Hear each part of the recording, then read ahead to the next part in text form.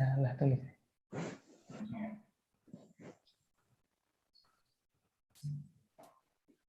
Bismillahirrahmanirrahim. Assalamualaikum warahmatullahi wabarakatuh.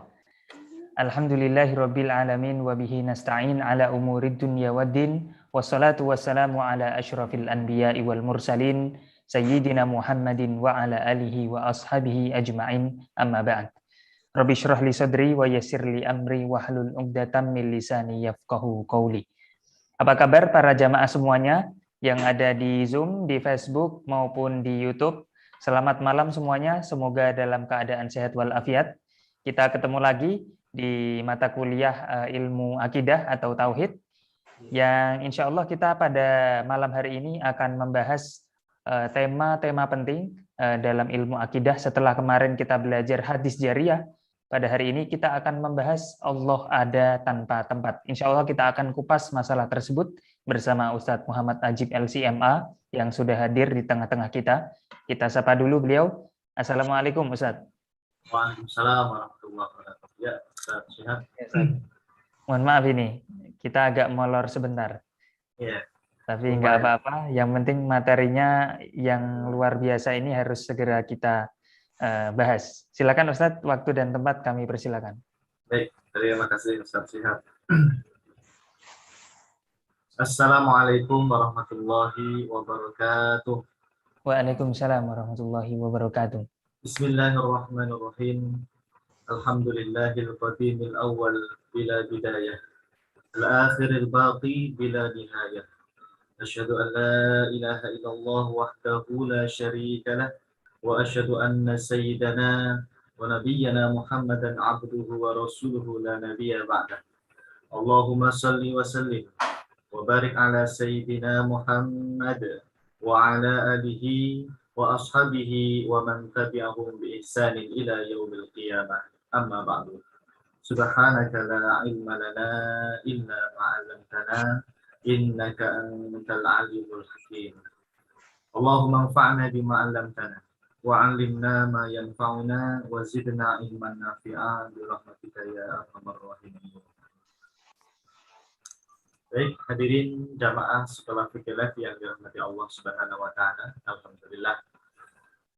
Puji syukur kehadirat Allah Subhanahu wa taala pada malam hari ini kita masih diberikan kesempatan oleh Allah Subhanahu wa taala untuk sama-sama menghadiri majelis ilmu secara online. Mudah-mudahan Allah Subhanahu wa taala senantiasa memberikan kemudahan kepada kita dalam segala hal, dan juga semoga Allah Subhanahu wa taala senantiasa menambahkan kepada kita semua ilmu yang bermanfaat, ilmu yang barokah di dunia wal akhirah. Amin. Amin ya rabbal alamin. Baik, Ustadz Syihab dan jamaah yang dimuliakan Allah Subhanahu wa taala. Gimana kabarnya Ustadz Syihab dan jamaah? Alhamdulillah Ustadz, bil khair. Alhamdulillah. Baik, malam hari ini jamaah kita akan sama-sama mempelajari sebuah tema dalam ilmu akidah, yaitu pembahasan seputar Allah ada tanpa tempat. Pembahasan tentang Allah ada tanpa tempat ini sebetulnya lanjutan dari kajian kita yang sebelumnya sudah membahas tentang bagaimana para ulama empat madhab atau ulama salaf ya dalam ilmu akidah mereka memahami istawa, itu sudah kita bahas ya. Kemudian masalah hadis jariyah kemarin baru saja minggu yang lalu sudah kita bahas. Nah ini hari ini kita lebih kita perkuat lagi, kita detailkan lagi tentang pembahasan Allah itu ada tanpa tempat. Kenapa ada istilah Allah ada tanpa tempat? Nah malam hari ini mudah-mudahan kita akan bahas secara detail ya, Ustaz ya, insyaallah. Sekarang kita akan lihat materi atau buku yang sudah saya siapkan ya. Nah, Allah ada tanpa tempat. Kelihatan Ustaz ya? Kelihatan Ustaz, jelas. Kelihatan ya. Baik. Kita lihat dulu daftar isinya ya. Alhamdulillah ini buku baru. Baru aja selesai sore tadi penulisan dari kemarin ya. Butuh waktu 2 hari lah kurang lebih. Dapat 63 halaman. Insyaallah. Desain covernya Ustadz Syihabuddin LC ya. Yang ngawasin langsung ini. Selalu antum ya yang buat covernya. Untuk daftar isinya atau pembahasan yang akan kita bahas pada malam hari ini, nanti ada 1, 2, 3, 4 poin besar. Pertama, Ustaz Sihab, kita akan bahas perbedaan antara khalik dan makhluk.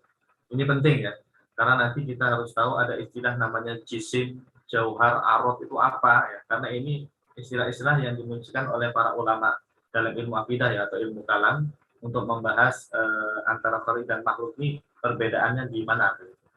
Kemudian yang kedua, yang B ya, dalil Al-Quran dan As-Sunnah bahwa Allah ada tanpa tempat. Kan pembahasan kita Allah ada tanpa tempat ya. Allah ada tanpa tempat.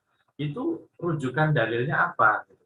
Jangan-jangan itu cuma perkataan manusia biasa. Apalagi yang bilang Ustaz Jihad misalnya. Orang pada nggak percaya ya. Yang bilang Ustaz Ajib, orang pada nggak percaya. Kita ambilkan nanti penjelasan dari para ulama ya, berikut dalilnya juga ya dari Al-Quran dan As-Sunnah. 3 dalil di sini nanti kita sebutkan. Kemudian yang ketiga, kita akan bahas pembahasan tentang menjawab subhat yang dilontarkan oleh kelompok Salafi Wahabi ya. Di sini ada 4 poin Ustaz Ihab. Subhatnya ya. Subhat yang menyambar-nyambar ini ada 4 ya. Setidaknya 4 lah ya. Nanti kita bahas satu-satu insya Allah. Kalau masih ada waktu, poin yang terakhir Ustaz Ihab yang D itu ulama salaf yang mengatakan bahwa Allah ada tanpa tempat itu ada nggak perkataannya? Ya, jangan-jangan ini Ustaz Aziz cuma mengada-ada. Nah, maka nanti kita akan tampilkan ya. Banyak yang Ustaz siap ya. Ya Allah. Mungkin kita pilih aja salah satu nanti ya. Kita pilih ulamanya siapa gitu ya. Bisa Imam Nawawi atau ulama Hambali yang jarang kita ini ya. Dari kemarin kok dari Asy'ari sama Maturidi ya seringnya ya. Nanti kita ambil dari yang Hambali ini. Kita ada 1, ada 2, 3. Gitu ya. Mudah-mudahan bisa kita bahas semua. Baik, langsung saja ya Ustaz Siap, yang mohon dibantu untuk dibacakan materinya. Nanti pelan-pelan saja saya akan kasih semacam penjelasan sedikit lah atau taklik ya istilahnya. Monggo silakan. Ya. Bismillahirrahmanirrahim. Perbedaan antara khalik dan makhluk. Dahulu sebelum adanya jagat raya alam semesta, ini, tentu yang ada dan maha ada adalah hanya Allah Subhanahu wa taala. Lalu kemudian Allah Subhanahu wa taala menciptakan alam semesta beserta isinya dari ketiadaan menjadi sesuatu yang ada. Oleh sebab itu, segala sesuatu selain Allah Ta'ala yang ada di alam semesta ini disebut dengan makhluk, atau sesuatu yang diciptakan, atau sesuatu yang baru, atau al-hawadith. Oke, baik, terima kasih. Siap. Jamaah yang dimuliakan Allah Subhanahu wa Ta'ala. Di poin yang pertama ini kita akan bicara nanti ada istilah apa itu jisim, apa itu jauhar, dan apa itu arot ya. Nah, yang pertama kali harus kita pahami jamaah bahwa Allah Subhanahu wa taala, Tuhan kita ya. Allah Subhanahu wa taala sebelum menciptakan segala sesuatu ya. Yang ada tentunya hanya Allah Subhanahu wa taala. Jadi ketika Allah Subhanahu wa taala menciptakan alam semesta beserta isinya, maka sesuatu yang baru muncul ini nanti disebutnya makhluk ya. Disebutnya apa? Ustaz? Makhluk. Makhluk ya. Tapi kalau dalam istilah akidah nanti ada al-hawadith atau al-hadith, jamak dari al-hadith. Al-hadith hanya panjang ya. Al-hadith bukan al-hadith ya. Beda ya. Al-hadith ya. Yang artinya sesuatu yang baru, bentuk jamaknya al-hawadith. Itu ada ya di layar ya. Al-hawadith. Jadi nanti tidak usah bingung jamaah kalau menemukan istilah makhluk atau tadi apa? Al-hadith atau al-hawadith, itu sebetulnya segala sesuatu selain Allah gitu aja. Bisa dibayangkan setiap ya, segala sesuatu selain Allah, alam semesta beserta isinya ya, langit, bumi, aras, manusia, jin, malaikat, semuanya lah pokoknya ya. Paham ya setiap ya? Paham, semuanya itu kita sebutnya apa? Sebagai apa? Makhluk ya, atau al-hawadith sama ya. Bisa disebut makhluk atau al-hawadith ya, sesuatu yang baru. Kenapa dinamakan baru? Ya karena dulunya nggak ada, ya kan? Dulunya tidak ada. Dulu itu hanya ada Allah Subhanahu Wa Taala saja, ya. kemudian Allah menciptakan yang namanya alam semesta beserta istrinya. Berarti ini sesuatu yang baru, namanya al-hawadits. Berarti ini bid'ah ini alam semesta ini ya. Sesuatu yang baru kan gitu ya. Oke, berikutnya. Allah Subhanahu wa taala itu adalah Khalik atau sang pencipta. Allah Subhanahu wa taala itu bukan makhluk dan tidak serupa dengan makhluk, baik dari segi zatnya, sifat-sifatnya dan juga perbuatannya. Ya, berikutnya. Al-Imam Abul Hasan Al-Asy'ari rahimahullahu taala yang wafat tahun 324 Hijriah dalam kitabnya Risalatu ila ahli Subur Ya. mengatakan bahwa Oke, saya akan bacakan. Wa ajma'u ala annahu azza wa jalla ghairu musyabbahin li syai'in minal alami. Wa qad nabbaha Allahu azza wa jalla ala dzalika bi qawlihi laisa kamitslihi syai'. Artinya, para ulama salaf telah ijma atau telah bersepakat bahwasannya Allah Azza wa Jalla itu tidak serupa dengan sesuatu ataupun sesuatu apapun di alam semesta ini. Maka sungguh Allah Azza wa Jalla telah memperingatkan akan hal itu dalam firman-Nya, laisa kamitslihi syai'. Oke, baik. Laisa kamitslihi syai'. Jadi jamaah yang dimuliakan Allah Subhanahu wa taala, kita telah sepakat ya dari dulu sampai sekarang ya, kaum muslimin termasuk para ulama kita, bahwa Allah Subhanahu wa taala itu tentu bukan makhluk dan sama sekali tidak serupa dengan makhluk. Bahkan tidak ada satupun makhluk di alam semesta ini yang serupa dengan Allah. Paham ya? Baik dari segi zatnya, tahu zat, jamaah? Siapa tahu zat nggak? Zat di sini bukan zat padat, zat cair, bukan ya. Dalam ilmu akidah itu, para ulama kita ketika menyebut istilah zat, itu maksudnya adalah hakikatu syai'. Apa? Hakikatu asy-syai'. Maksudnya apa ya? Ya hakikat wujudnya sesuatu. Berarti adanya Allah ya, keberadaannya Allah itu namanya zatnya Allah ya. Baik dari segi zatnya ataupun sifat-sifatnya dan juga perbuatannya, tidak ada satupun yang menyamai Allah Subhanahu wa taala. Pak Ustaz, bukannya Allah itu maha mendengar? Kan kita juga mendengar, Ustaz, Pak Ustaz. Gitu kan? Mungkin ada yang bertanya-tanya seperti itu. Berarti sama dong sifat manusia dengan Allah? Oh, tidak sama. Kenapa? Karena ketika di dalam Al-Quran disebutkan wa huwas sami'ul basir, Allah itu maha mendengar dan maha melihat, itu sama hanya dari segi lafaz. Dari segi apa? Lafaz, mendengar, kemudian apa tadi? Melihat. Tapi dari segi hakikat, kita nggak tahu nih. Mendengarnya Allah itu seperti apa, kemudian melihatnya Allah itu seperti apa, kita tidak tahu. Ya, kalau kita mendengar pakai apa, Satya? Telinga. Ya, telinga, ya. Bahkan harus telinganya harus dibuka, gitu. Harus benar-benar diperhatikan. Gitu. Kalau nggak diperhatikan juga nggak akan dengar, gitu ya. Kalau melihat kita menggunakan apa? Mata. Ya, mata ini harus ada mata, kemudian harus ada cahaya nggak?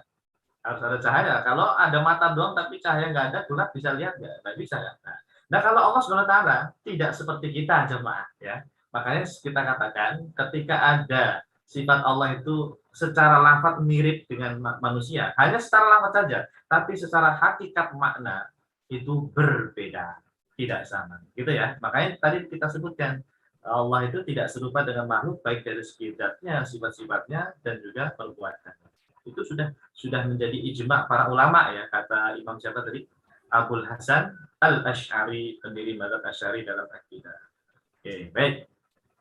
Berikutnya Satya.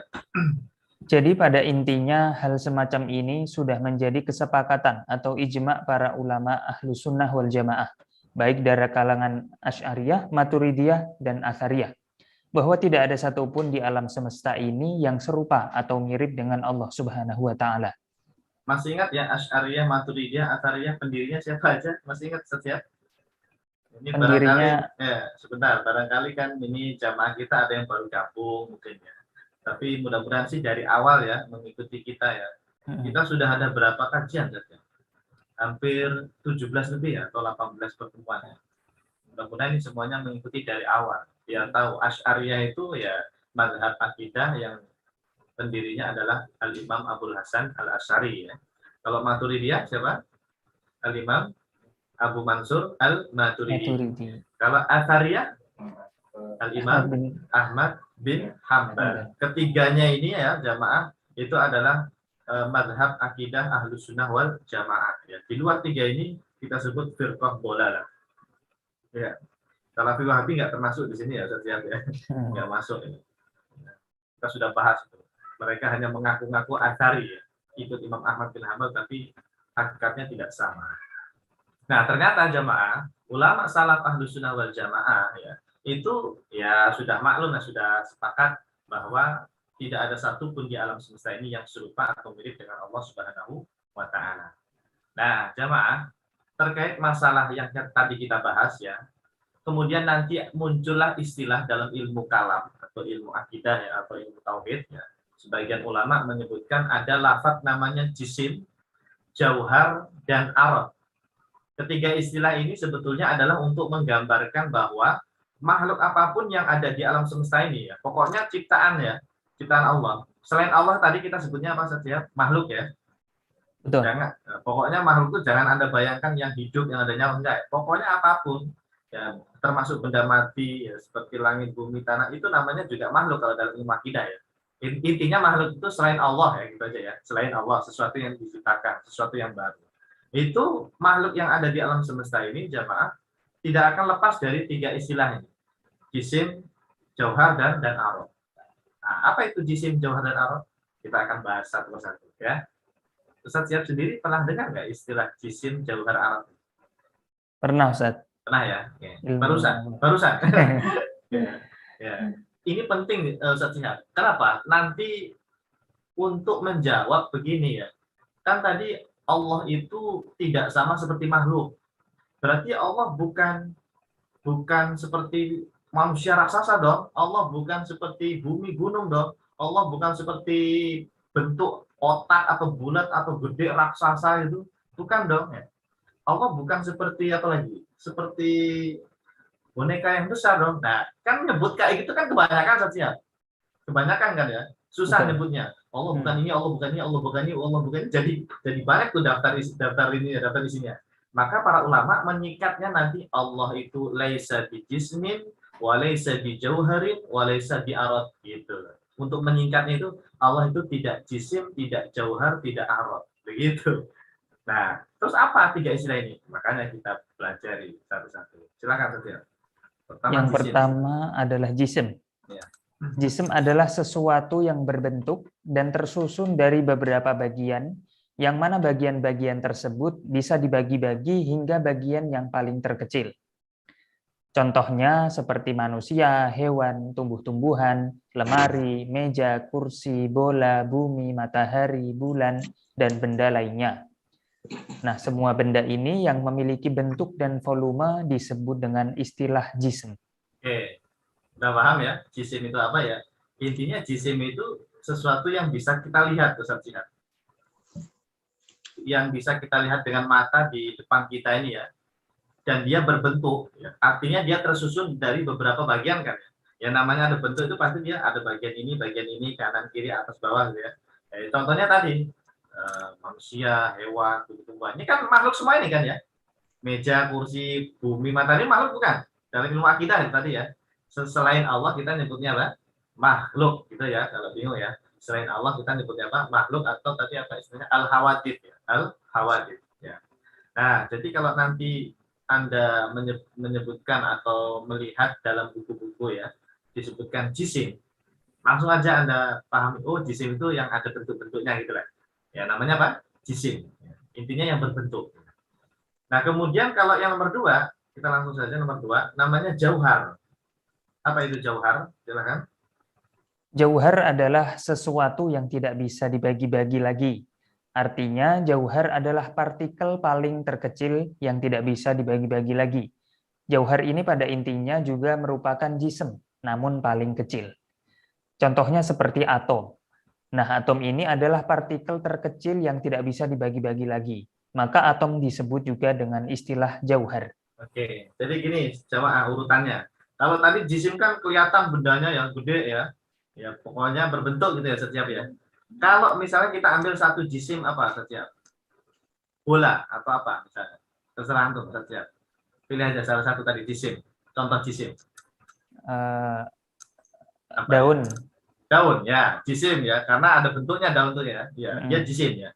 Itu daun kalau kita pecah-pecah sampai kecil banget ya. Pokoknya sampai tidak bisa dibagi-bagi lagi lah. Itu nanti namanya jauhar. Namanya apa? Jauhar. Jadi saking kecilnya ya, jisim yang kita pecah-pecah saking kecilnya, para ulama menyebutnya istilahnya jauhar. Nah, contohnya itu di sini saya menyebutnya atom. Apa benar Satya? Penemuan terakhir itu memang atom yang paling kecil, atau ada penemuan baru lagi? Ada yang lebih kecil dari atom nggak kira-kira? Wallahu alam ya. Wallahu alam ya. Setahu saya sih atom ya, kalau belajar kimia ya. Betul. Kalau kita belajar kimia dulu waktu di sekolah ya, partikel yang paling terkecil itu adalah disebut atom. Ya. Nah, atom itu kita bisa menyebutnya jauhar. Nah, jadi ini jauhar ini juga makhluk ya, karena kan tadi dia jisim yang dibagi-bagi menjadi kecil begitu. Ya, sesuatu yang paling kecil lah gitu. Itu disebutnya jauhar. Ya, sebetulnya kalau dibilang jisim udah cukup sebetulnya ya. Karena jauhar ini tadi apa? Jisim yang paling kecil kan sebetulnya gitu ya. Tapi tidak apa-apa untuk membedakan gede sama kecil itu ya jisim dan jauhar. Oke, nah kita sudah tahu ya bedanya jisim sama jauhar ya jamaah ya. Intinya jisim itu yang gede, kalau jauhar itu yang paling terkecilnya. Nah yang terakhir jamaah ini juga penting, yaitu arad. Ya, silakan Satya, apa itu arad? Arad adalah sifat atau keadaan yang melekat pada jisim atau arad. Jisim atau jauhar gitu Satya. Oh maaf, iya salah ini. Salah ketik ya. Ya, harusnya ini jisim atau jauhar. Ya, maaf ya. Saya ulang Satya. Ya, arad adalah sifat atau keadaan yang melekat pada jisim atau jauhar. Ya. Misalnya seperti tinggi, pendek, berat, panjang, lebar, atas, bawah, depan, belakang, kanan, kiri, merah, putih, hitam, bergerak, dan lain-lain. Ya, jadi ini namanya arad jamaah. Jadi arad itu sebetulnya sifatnya gitu ya. Misalnya tadi kita ambil satu jisim apa gitu. Ya, atau yang tadi jauhar paling kecil mungkin nggak bisa dilihat ya, karena jauhar itu adalah paling kecilnya jisim. Kita ambil yang gede-gede aja. Apa misalnya bola atau meja atau manusia raksasa gitu. Itu kan jisim kita nyebutnya ya, dia berbentuk nggak, maksudnya ada sifat tinggi, pendek, berat, panjang, ada nggak? Ada kan ya, iya, lebar ya, bawah, depan, kanan, kiri, bahkan warna juga ya, warnanya mungkin ada yang merah, ada yang putih, ada yang hitam dan sebagainya. Nah ini namanya arad jamaah, namanya apa? Namanya arad begitu. Jadi ketika Anda melihat segala sesuatu selain Allah yang tadi kita sebut sebagai makhluk, pasti dia akan masuk kepada tiga ini. Kalau dia nggak jisim, kemudian jauhar dan arad, ya pasti dari salah satu ketiga ini pasti ada. Jisim, jauhar dan arad. Nah, karena makhluk ini ciri-cirinya tadi ada jisim, jauhar dan arad, maka Allah itu kita sebut bukan jisim, bukan jauhar, bukan arad. Kenapa? Karena Allah itu ya bukan makhluk, begitu loh Satya. Nah itu kesimpulannya begitu ya, karena Allah bukan makhluk. Oke, sekarang kita baca kesimpulannya deh secara umum. Silakan Satya. Jadi kesimpulannya sebagai berikut. Jisim adalah suatu benda yang berbentuk dan tersusun dari beberapa bagian, yang mana bagian-bagian tersebut bisa dibagi-bagi hingga bagian yang paling terkecil. Jauhar adalah suatu benda yang tidak bisa dibagi-bagi lagi. Artinya, jauhar adalah partikel paling terkecil yang tidak bisa Tadi udah terbaca, Ustaz? Sudah. Yang tidak bisa dibagi-bagi lagi. Ya. Kemudian arad adalah sifat atau keadaan yang melekat pada jisim atau arad seperti tinggi, pendek, berat, panjang, lebar, atas, bawah, depan, belakang, kanan, kiri, merah, putih, hitam, bergerak, dan lain-lain. Berikutnya. Maka seluruh makhluk yang ada di alam semesta ini, apapun wujudnya, bisa kita katakan termasuk jisim, jauhar, dan arad. Jadi ciri-ciri makhluk itu adalah jisim, jauhar, dan arad. Nah, gitu ya jamaah ya. Jadi untuk menyingkat, karena makhluk kan banyak jumlahnya setiap ya. Makhluk itu banyak jumlahnya kan ya. Betul. Maka untuk menyingkatnya, enak kita sebut pokoknya makhluk itu ya ciri-cirinya dia jisim, jauhar dan arad begitu ya. Jisim, jauhar dan arad. Oke, selanjutnya. Oleh sebab itulah para ulama mengatakan bahwa Allah Subhanahu wa taala itu bukan berupa jism, bukan berupa jauhar dan juga bukan berupa arad. Sebab jism, jauhar dan arad itu adalah termasuk ciri khas makhluk dan Allah Subhanahu wa taala itu tidak serupa sedikit pun dengan makhluk. Lebih jelas lagi kita katakan bahwa tidak ada sesuatu benda apapun di alam semesta ini yang kita ketahui atau yang kita pikirkan dalam benak kita yang serupa atau mirip dengan zat Allah Subhanahu wa taala. Oke, baik. Laisa kamitslihi syai'un ya. Tidak ada satupun yang serupa dengan Allah Subhanahu wa taala. Ya, apapun yang terbesit jamaah atau yang apa ya? Anda bayangkan dalam pikiran Anda tentang Allah Subhanahu wa taala. Nah, saya yakin pasti pada bayanginlah tentang Allah gitu ya, tentang Allah. Maka apa yang Anda bayangkan itu bukanlah Allah Subhanahu wa taala. Kenapa? Karena Allah itu gaib jemaah. Ya, Allah itu apa? Gaib ya. Kita tidak tahu seperti apa Allah Subhanahu wa taala. Nanti di surga kita bisa melihat Allah Subhanahu wa taala. Itu keyakinan atau akidah Ahlussunnah wal Jamaah, bisa melihat Allah Subhanahu wa taala di surga nanti. Nah, jamaah yang dengan Allah Subhanahu wa taala. Jadi sekali lagi ya kita tegaskan ya, intinya Allah Subhanahu wa taala itu bukan jisim, bukan jauhar dan juga bukan arad. Kenapa? Kok bukan jisim, jauhar dan arad? Ya karena jisim, jauhar, arad itu ciri khas makhluk. Ya kan? Ciri khas makhluk, padahal kaidahnya laisa kamitslihi syai' ya. Tidak ada satupun makhluk yang mirip dengan Allah. Maka kesimpulannya Allah itu bukan jisim, Allah itu bukan jauhar dan Allah itu bukan arad, begitu. Ya, untuk menyingkatnya itu begitu.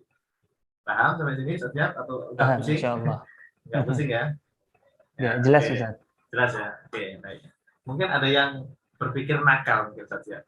Terus kalau bukan jisim, kalau bukan jauhar, terus Allah itu gimana gitu ya? Mungkin ada yang bertanya gitu. Ya makanya kita tidak boleh memikirkan zat Allah. Kan ada hadisnya. Tafakkaru fi khalqillah wala tafakkaru fi fillah atau fi dzatillah itu hadisnya ya. Atau kama qala Rasulullah sallallahu alaihi wasallam. Ada dalam sebuah hadis ya. Walaupun itu dihukumi oleh para ulama hadis yang dhaif ya. Tapi secara makna benar ya. Kita tidak boleh memikirkan zat Allah jemaah. Ya. Kita dianjurkan memikirkan makhluknya Allah ya. Tafakkaru fi khalqillah. Khalqillah itu makhluk Allah. Ya. Jangan Anda bayang-bayangkan atau mencari-cari ya. Allah itu begini, Allah itu begini. Tidak akan nyampe ya. La yudrikuhul absar ya. Ya, tidak ada yang bisa sampai kepada hakikat dan Allah Subhanahu wa taala. Jadi ya sudah katakan Allahu a'lam itu aja ya. Kita beriman kepada Allah Subhanahu wa taala, tapi jangan sampai punya keyakinan Allah itu punya jisim atau punya jauhar atau alat, jangan ya. Nauzubillah min dzalik. Karena laisa kamitslihi syai'un. Nah, berikutnya setiap Syekh Thahir bin Muhammad bin Saleh Al-Jazairi Ad-Dimashqi rahimahullahu taala yang wafat tahun 1338 Hijriah telah berkata dalam kitabnya Al-Jawahirul Kalamiyah fi Idhahil Aqidah Al-Islamiyah. Masya Allah. Antum dulu pernah ngaji nih setiap? Ini tertulis Ustaz. Oh iya. Ya. Saya dulu belajar ini di pesantren ya, waktu saya di Jepara, di Pecangaan ya, di pesantren Tamratul Hidayah dekat Yayasan Wali Songo ya. Kita belajar di situ kitab ini, kitab akidahnya Al-Jawahirul Al-Kalamiyah. Untuk pemula biasanya ngajinya ini, Al-Jawahirul Al-Kalamiyah. Biasanya sebelum ngaji Aqidatul Awam, ngaji ini dulu karena ini lebih mudah ya, lebih mudah. Al-Jawahirul Al-Kalamiyah. Antum belajar ini enggak dulu? Secara spesifik belum. Tidak. Belum. Ya, mungkin Aqidatul Awam mungkin tentu ya. Iya. Ini tipis, kitabnya tipis saja. Saya punya PDF-nya kalau mau nanti saya kirim. Kalau kitab aslinya saya juga ada, tipis banget ya. Jadi enak sekali bahasanya ya untuk orang awam belajar tentang dasar-dasar akidah itu bagus sekali. Saya sarankan ya jamaah yang mengikuti kajian kita, coba Anda baca atau pelajari kitab namanya Al-Jawahirul Al-Kalamiyah. Nah, Syekh Thahir bin Muhammad bin Saleh Al-Jazairi ini, beliau ini ulama dari Jazair, tapi kemudian tinggal di Damaskus ya. As-Su'al. Ini kitabnya itu bentuknya soal jawab gitu, kayak tanya jawab gitu saja. Kaifal i'tiqadu bi mukhalafatihi ta'ala lil hawadith ay al makhluqat.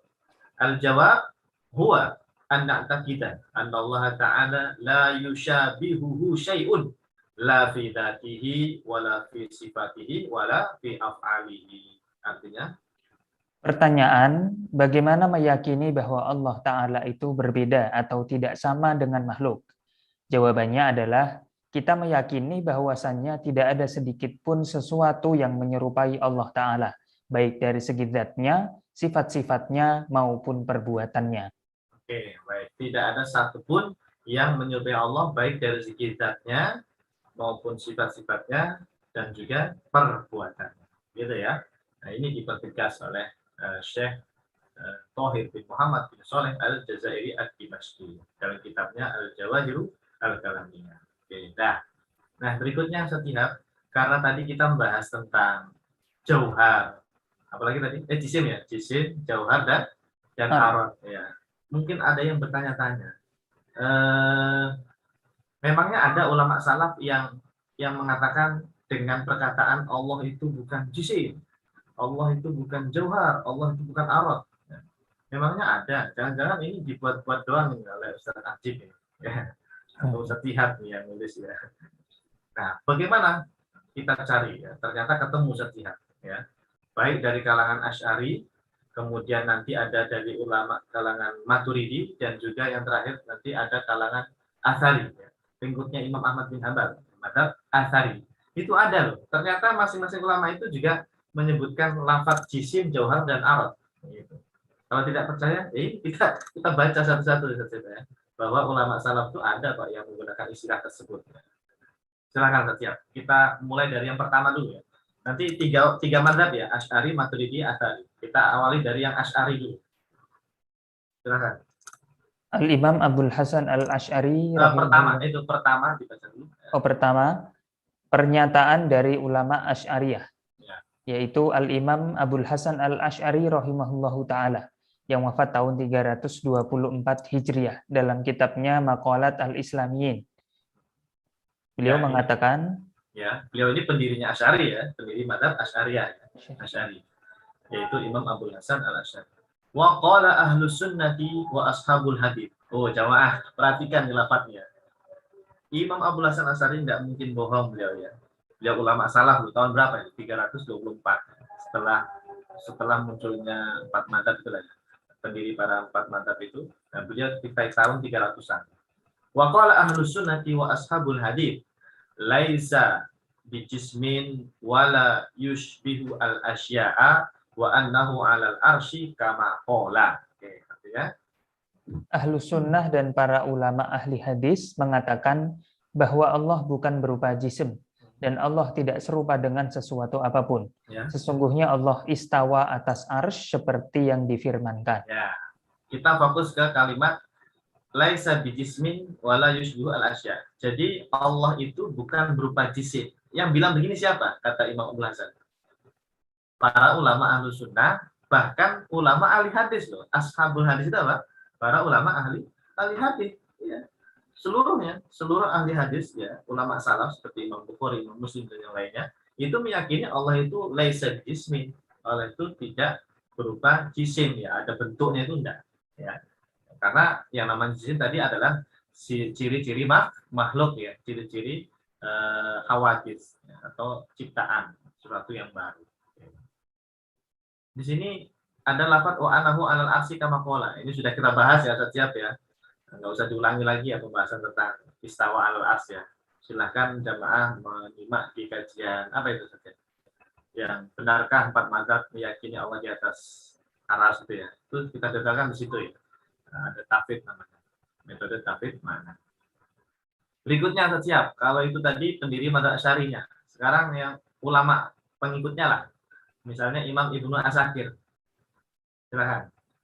Al-Hafidz As-Siqah Al-Imam Ibnu Asakir rahimahullahu ta'ala yang wafat tahun 571 Hijriah dalam kitabnya Tabyinu Kadzibil Muftari Fima Nasaba Ilal Asy'ari. Ya. Wa annahu laisa bijismin musawwarin. musawwarin. Musawwarin wa annahu laisa bijismin musawwarin wala jauharin mahdudin muqaddarin. Artinya Sesungguhnya Allah itu bukan berupa jism yang berbentuk dan bukan pula berupa jauhar yang memiliki batas sisi dan kadar. ya, ini kata Imam Ibnu Asakir ya dalam kitab Tabiin dari Al-Muftari. Nah, satu lagi yang dari Asy'ari, Imam Nawawi. Imam Nawawi itu Asy'ari loh, setiap. Iya, Oh, Asy'ari jelas. Syafi'i Ustaz ya. Iya, bagi yang membaca kitab-kitab syarah Sahih Muslim karya Imam Nawawi ya, mereka akan tahu bahwa Imam Nawawi itu termasuk ulama Asy'ari. Ya, termasuk ulama yang bermadzhab Asy'ari dalam ilmu akidah ya, dalam ilmu akidah. Kalau nggak percaya, silakan buka kitab karya Imam Az-Zahabi itu ya. Beliau punya kitab tarikh itu, beliau menyebutkan An-Nawawi Asy'ariyul Aqidah, begitu kata Imam Az-Zahabi. Oke, dah, kita langsung baca. Silakan, ya. Al-Imam An-Nawawi rahimahullahu taala yang wafat tahun 676 Hijriah dalam kitabnya Syarhun Nawawi, Al-Minhaj, Syarhun Nawawi ala Muslim. Wallahu ta'ala munazzahun 'anil jismi wal haddi. Ya, artinya Allah Ta'ala itu disucikan dari jism dan batasan. Ya, jadi Allah itu bukan jisim, ya, munazzah. Munazzah itu tanzih itu. Tanzih itu disucikan, ya. Diagungkan dari yang namanya jisim. Artinya Allah itu bukan berbentuk jisim, ya. Bahkan had. Had itu apa? Batasan. Kalau kita ini saat tubuh kita ini kan ada batasannya ya. Dari kanan ke kiri. Itu namanya had itu. Dari depan ke belakang, ya enggak? Itu namanya had. Atas ke bawah, dari kepala ke kaki, itu namanya had, ya, ada sisi ujung gitu, maksudnya itu namanya apa? Had. Dan Allah itu disucikan dari yang namanya had loh, coba. Ya tadi karena Allah itu bukan jisim, karena jisim itu berbentuk. Terus apa? Ya makanya kita tidak boleh memikirkan tentang Allah Subhanahu wa Ta'ala. Para ulama kita tuh menjaga akidah orang awam ya, biar nggak jatuh pada konsep tajisim ya, menjisimkan Allah, menyamakan Allah dengan makhluk. Maka dibuatlah tadi kaidah Allah itu bukan jisim, Allah itu bukan jauhar, Allah itu bukan arad, karena itu adalah sifat-sifat makhluk. Padahal Allah mengatakan laisa kamitslihi syai' begitu ya. Bagaimana Allah mengatakan laisa kamitslihi syai'. Nah, itu tadi dari kalangan Asy'ari. Kalau dari kalangan Maturidiyah, setiap yang kedua. Yang kedua pernyataan dari ulama Maturidiyah, ya, yaitu Al-Imam Kamaluddin Al-Bayadhi Al-Hanafi rahimahullahu taala yang wafat tahun 1097 Hijriah telah berkata dalam kitabnya Isyaratul Maram min ibaratil Imam Abi Hanifah An-Nu'man. Ya. Jadi ini ulama Hanafi yang dari segi akidah bermadzhab Maturidi ya. Namanya Al-Imam Kamaluddin Al-Bayadhi. Beliau mengatakan dalam kitabnya, qala al-Imam Abu Hanifah rahimahullahu taala fi kitabih Al-Fiqh Al-Akbar. Abu Hanifah punya kitab apa? Al-Fiqh Al-Akbar. Wallahu wahidun la jismun wala aradun wala haddun lahu. Artinya Imam Abu Hanifah rahimahullahu taala telah berkata dalam kitab Al-Fiqhul Akbar, Allah itu Maha Esa, bukan berupa jism dan bukan berupa arad dan tidak memiliki batasan. Nah, sama ya, Asy'ari Maturidi sama-sama menggunakan lafaz jisim tadi ya, sama-sama menggunakan lafaz jisim. Bahkan di sini ada lafaz arad juga.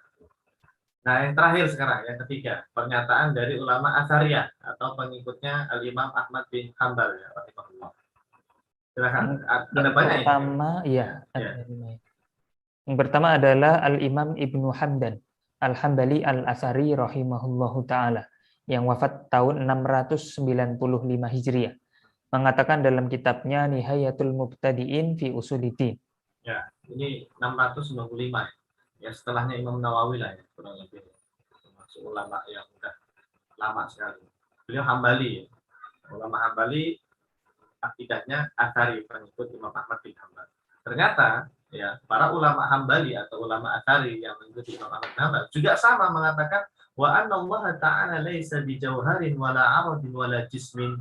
Nah, artinya sesungguhnya Allah Ta'ala itu bukan berupa jauhar, bukan berupa arad, dan juga bukan berupa jism. Nah, ini yang bilang ulama Asy'ari ya, dari dari mazhab Atsari atau pengikutnya Imam Ahmad bin Hanbal, Imam Ibnu Hamdan.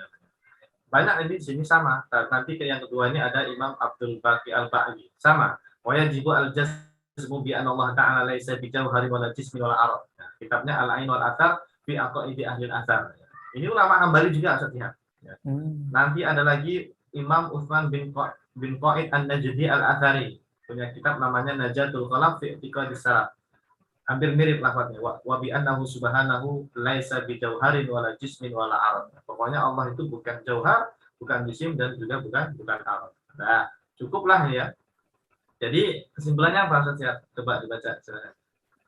Kesimpulannya adalah dari pemaparan di atas bisa disimpulkan ternyata para ulama salaf Ahlus Sunnah wal Jamaah baik dari kalangan Asy'ariyah, Maturidiyah dan Atsariyah telah menyatakan bahwa Allah itu bukan berupa jism, bukan berupa jauhar, dan bukan berupa arad.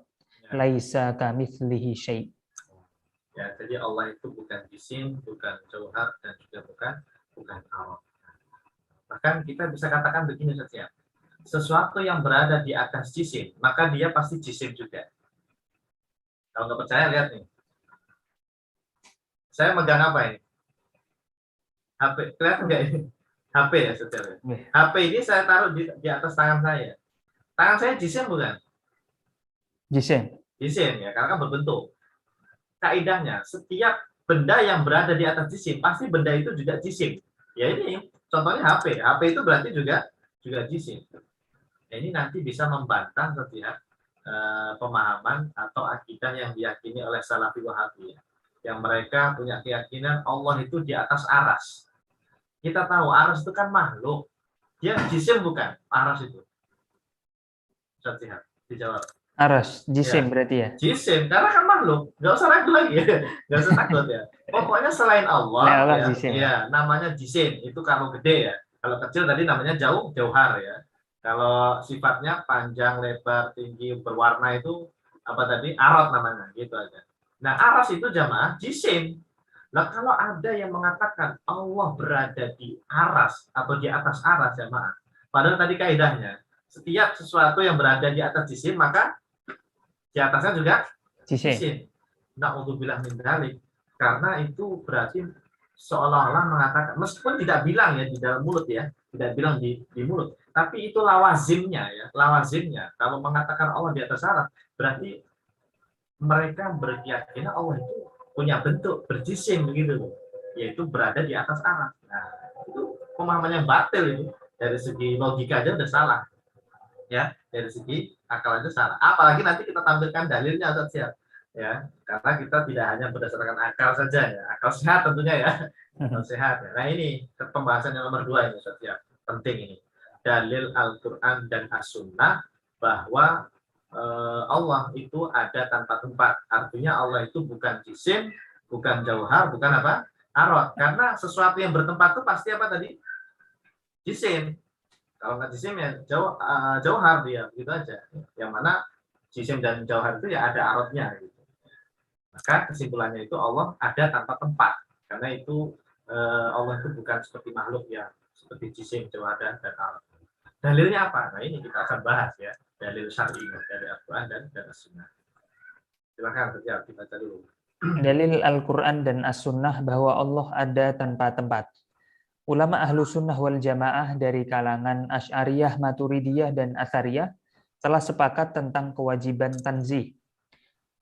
Pernyataan Allah ada tanpa tempat itu merupakan bentuk tanzih kita kepada Allah Subhanahu wa Ta'ala. Tahu tanzih ya? Tanzih itu menyucikan Allah dari sifat-sifat makhluk.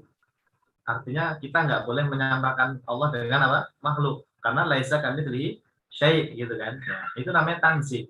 Ya. Nah, salah satu bentuk tanzih itu kita bilang Allah ada tanpa tempat, itu udah tanzih itu. Karena kalau Allah bertempat di atas aras atau di mana-mana gitu ya, itu nggak tanzih itu. Karena akan menyerupakan Allah dengan makhluk, yang mana makhluk itu butuh apa? Tempat. Ciri-ciri makhluk itu butuh tempat. Nah, wajib yang namanya tanzih.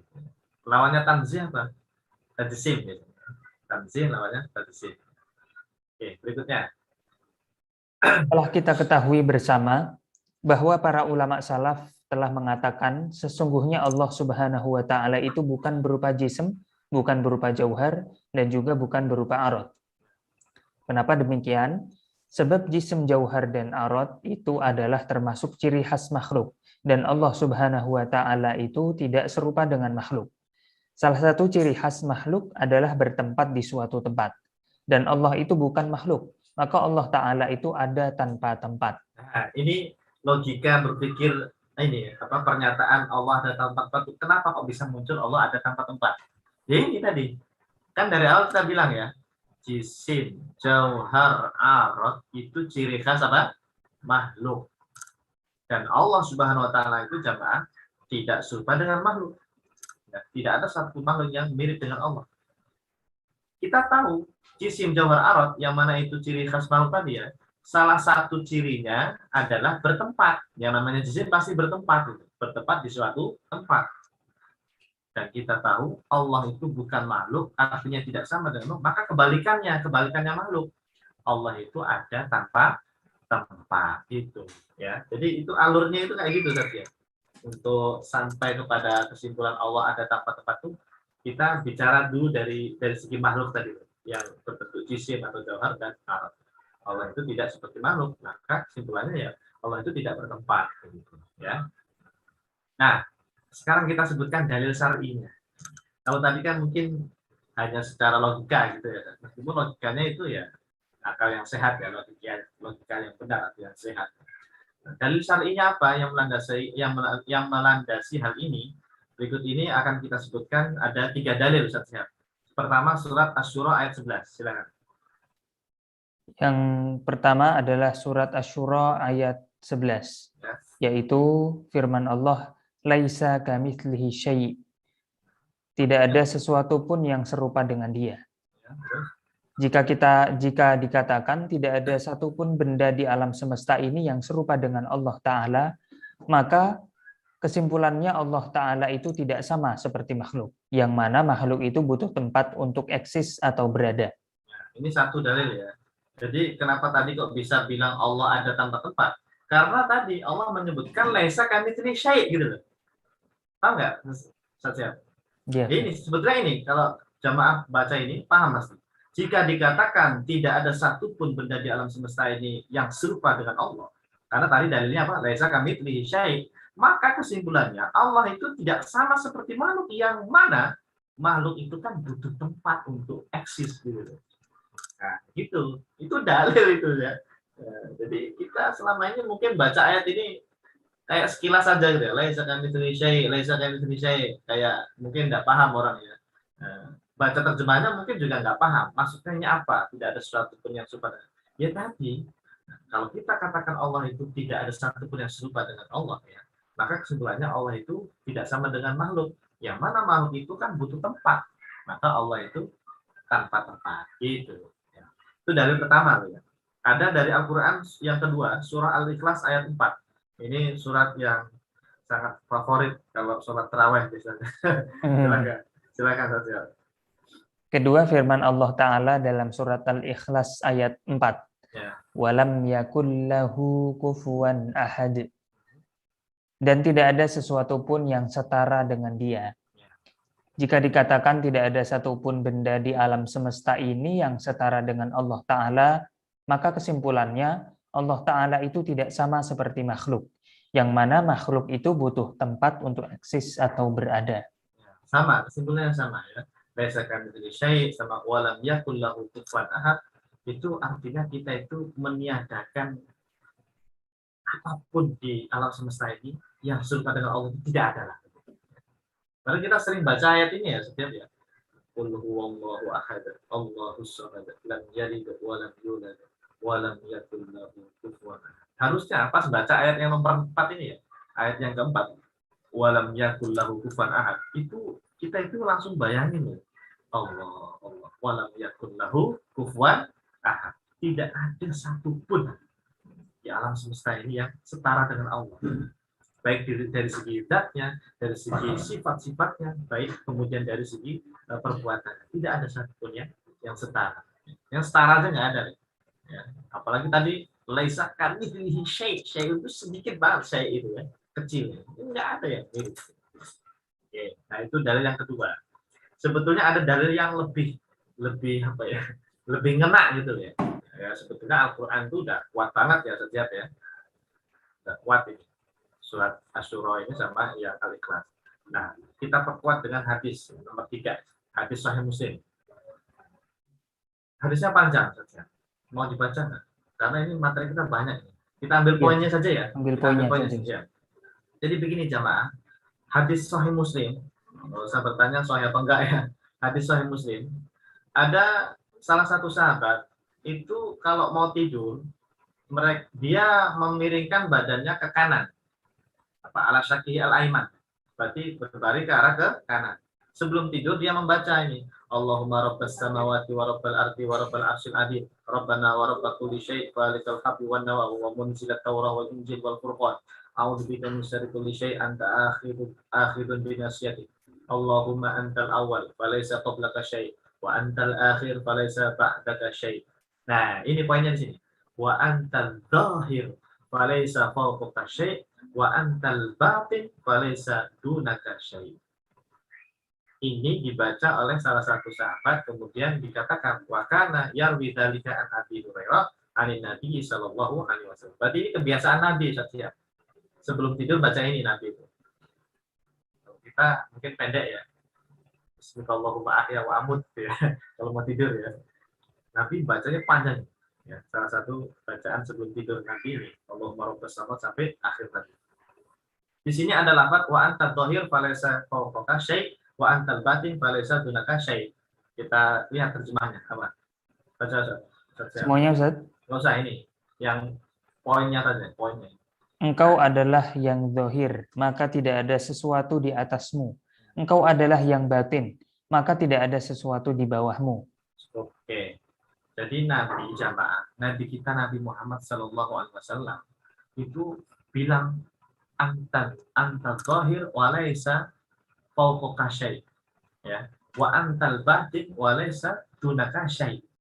Nah, hadis ini jamaah dikomentari oleh para ulama, di antaranya ya Al-Imam Al-Baihaqi Asy-Syafi'i dalam kitabnya Al-Asma wa Sifat, beliau menukil perkataan para ulama salaf dari kalangan Asy'ari. Wastadalla ba'du ashabina fi nafil makani anhu ta'ala biqaulin Nabi sallallahu alaihi wasallam antal zahiru falaysa fawqaka syai' wa antal batinu falaysa dunaka syai' wa idza lam yakun fawqahu syai'un wa la dunahu syai'un lam yakun fi makan. Nah, itu kesimpulannya. Artinya sebagian ulama kami menafikan tempat bagi Allah Ta'ala dengan dalil sabda Nabi yang berbunyi, engkau adalah yang zahir, maka tidak ada sesuatu di atasmu. Engkau adalah yang batin, maka tidak ada sesuatu di bawahmu. Jika tidak ada sesuatu di atas Allah dan tidak ada sesuatu di bawah Allah, maka kesimpulannya Allah tidak berada di suatu tempat. Ya, kalau sampai ada yang bilang Allah itu di atas arah, berarti di bawahnya Allah ada apa saja? Kalau orang bilang Allah di atas aras, berarti di bawahnya Allah ada sesuatu. Aras. Iya, ada sesuatu, yaitu aras itu kan ya. Iya. Padahal Nabi mengatakan wa antal batin falaysa dunaka syai'. Wahai Allah, engkau itu yang maha batin, tidak ada di bawahmu sesuatu pun. Maka itu pemahaman yang seperti tadi itu batil itu berdasarkan hadis ini ya. Bahwa kalau ada orang yang meyakini Allah di atas aras, berarti dia mengatakan di bawahnya Allah itu ada syai' gitu ya. Padahal Nabi mengatakan laisa fawqaka syai' wa laisa dunahu syai' gitu ya. Wa laisa dunaka syai'. Nah, ini dalil yang paling akhir ini udah mantap banget ini. Sebagai dalil Allah itu ada tanpa tempat. Dan ini mungkin banyak yang nggak tahu ya setiap ya. Orang ini dicatat dalil ini ya. Nanti apabila ada yang bertanya, dalilnya apa sih kalau Allah itu ada tanpa tempat? Ya, ada dari Quran tadi ada ya. Dengan tadi kesimpulan cara istinbatnya tadi harus tahu ya, istinbat surat Asy-Syura sama Al-Ikhlas ayat 4 itu ya. Nah, yang lebih ngena lagi nih hadis ini sebetulnya kalau mau ya. Yaitu Nabi mengatakan di atas Allah tidak ada apa-apa, di bawahnya Allah juga tidak ada apa-apa. Berarti kalau nggak ada apa-apa, ya tidak berada di suatu tempat. Oke, dah. Cukup ini poin yang kedua, Ustaz. Kita masih punya poin C dan D. Masih banyak waktunya? Masih ya? Masih ada Ya, setengah jaman lah, Ustaz. ya, karena tadi kita agak telat sedikit ya. Oke. Nah, yang nomor C ini kita agak percepat saja ya, karena ini subuhat Wahabi ini ada 4 lah ya. Pertama, misalnya ada yang bilang begini tadi ya. Jika Allah tidak bertempat, ya berarti Allah tidak ada. Gitu kata mereka begitu. Coba antum baca dulu. Yang pertama, jika Allah tidak bertempat, maka berarti Allah tidak ada. Dalam pandangan Salafi Wahabi, segala sesuatu yang wujud itu harus bertempat. Bagaimana mungkin membayangkan sesuatu tapi tidak berada di suatu tempat? Begitu kata mereka. Ini logika mereka ya. Kita itu kalau membayangkan sesuatu, pasti ya ada dia bertempat kan ya. Misalnya bayangin apa antum saja. Pokoknya bayangin benda apa saja, pasti itu berada di suatu tempat kan. Betul. Nggak mungkin kita membayangkan sesuatu tapi dia tidak berada di suatu, nggak mungkin. Nah, mereka logikanya begitu. Nah, kalau Allah tidak bertempat, berarti nggak ada Allah itu, gitu. Berarti kalian menyembah sesuatu yang tidak ada. Sampai ada yang bilang begitu saja. Tapi itu mungkin beberapa oknum saja ya yang bilang begitu ya, oknum Salafi Wahabi. Tapi saya juga tahu apakah keyakinan semua Salafi Wahabi seperti itu ya logikanya. Nah, tapi kita, ditambahi, Ustaz. kenapa? Ditambahi Tambahin apa? oleh mereka. Maksudnya Allah bertempat, tapi bertempatnya Allah tidak seperti bertempatnya makhluk gitu. Oh, berarti sama kayak bilang begini, Allah itu berbadan seperti kita, tapi badannya nggak sama seperti kita. Mau bilang minta itu sudah jisim itu, sudah jisim kayak sama gitu. Aja berarti ya. Iya, sama aja, ya sama aja ya. Nanti kita bahas tentang masalah ini ya, masalah yat, wajah, ain itu nanti pertemuan berikutnya ya. Itu bagus itu saya tadi, subhat juga itu ya. Sampai nanti bukan karena Allah sendiri yang bilang Allah punya yat, punya tangan, punya ain. Nanti dulu, berarti Anda nggak paham. Ulama salah memahami ayat itu, berarti Anda nggak paham. Karena kita sudah bahas, ada tafsir, ada takwil. Kan, ya? Oke, nah. Berikutnya saja, baca dulu. Nah, ini akibat pemahaman mereka yang menyamakan antara khalik dan makhluk. Padahal sudah jelas ayatnya bahwa laisa kamitslihi syai'. Nah, iya. Jadi mereka kejebaknya di sini. Menganggap sesuatu itu harus berada di tempat. Karena kalau nggak bertempat, jadinya nggak ada. Ya. Berarti mereka itu ingin menyamakan Allah dengan makhluk. Gitu. Padahal Allah mengatakan laisa kamitslihi syai'. Nah, jawaban yang paling kena itu pakai jawabannya Imam Ibnu Abdul Bar. Alhamdulillah, saya orek-orek ya, saya cari-cari di kitab, ketemu di kitab At-Tamhid karya Imam Ibnu Abdul Bar, ulama besar madzhab Maliki.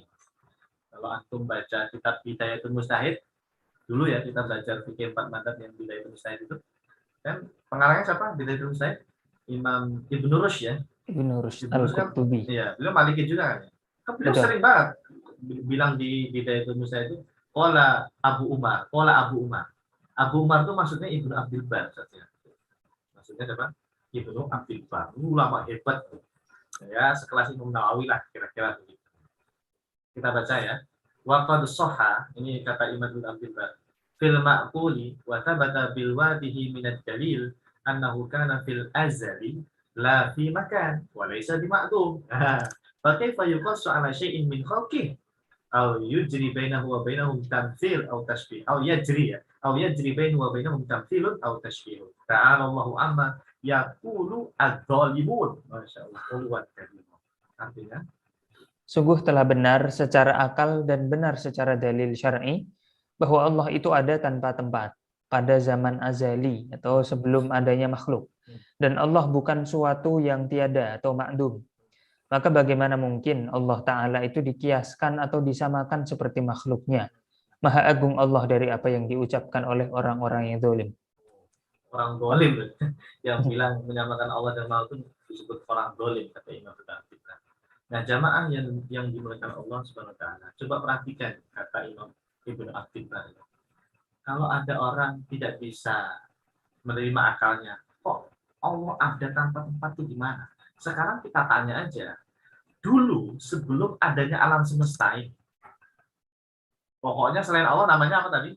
Makhluk ya, hawadis. Termasuk tempat itu makhluk, saya lihat. Tempat itu makhluk, hawadis.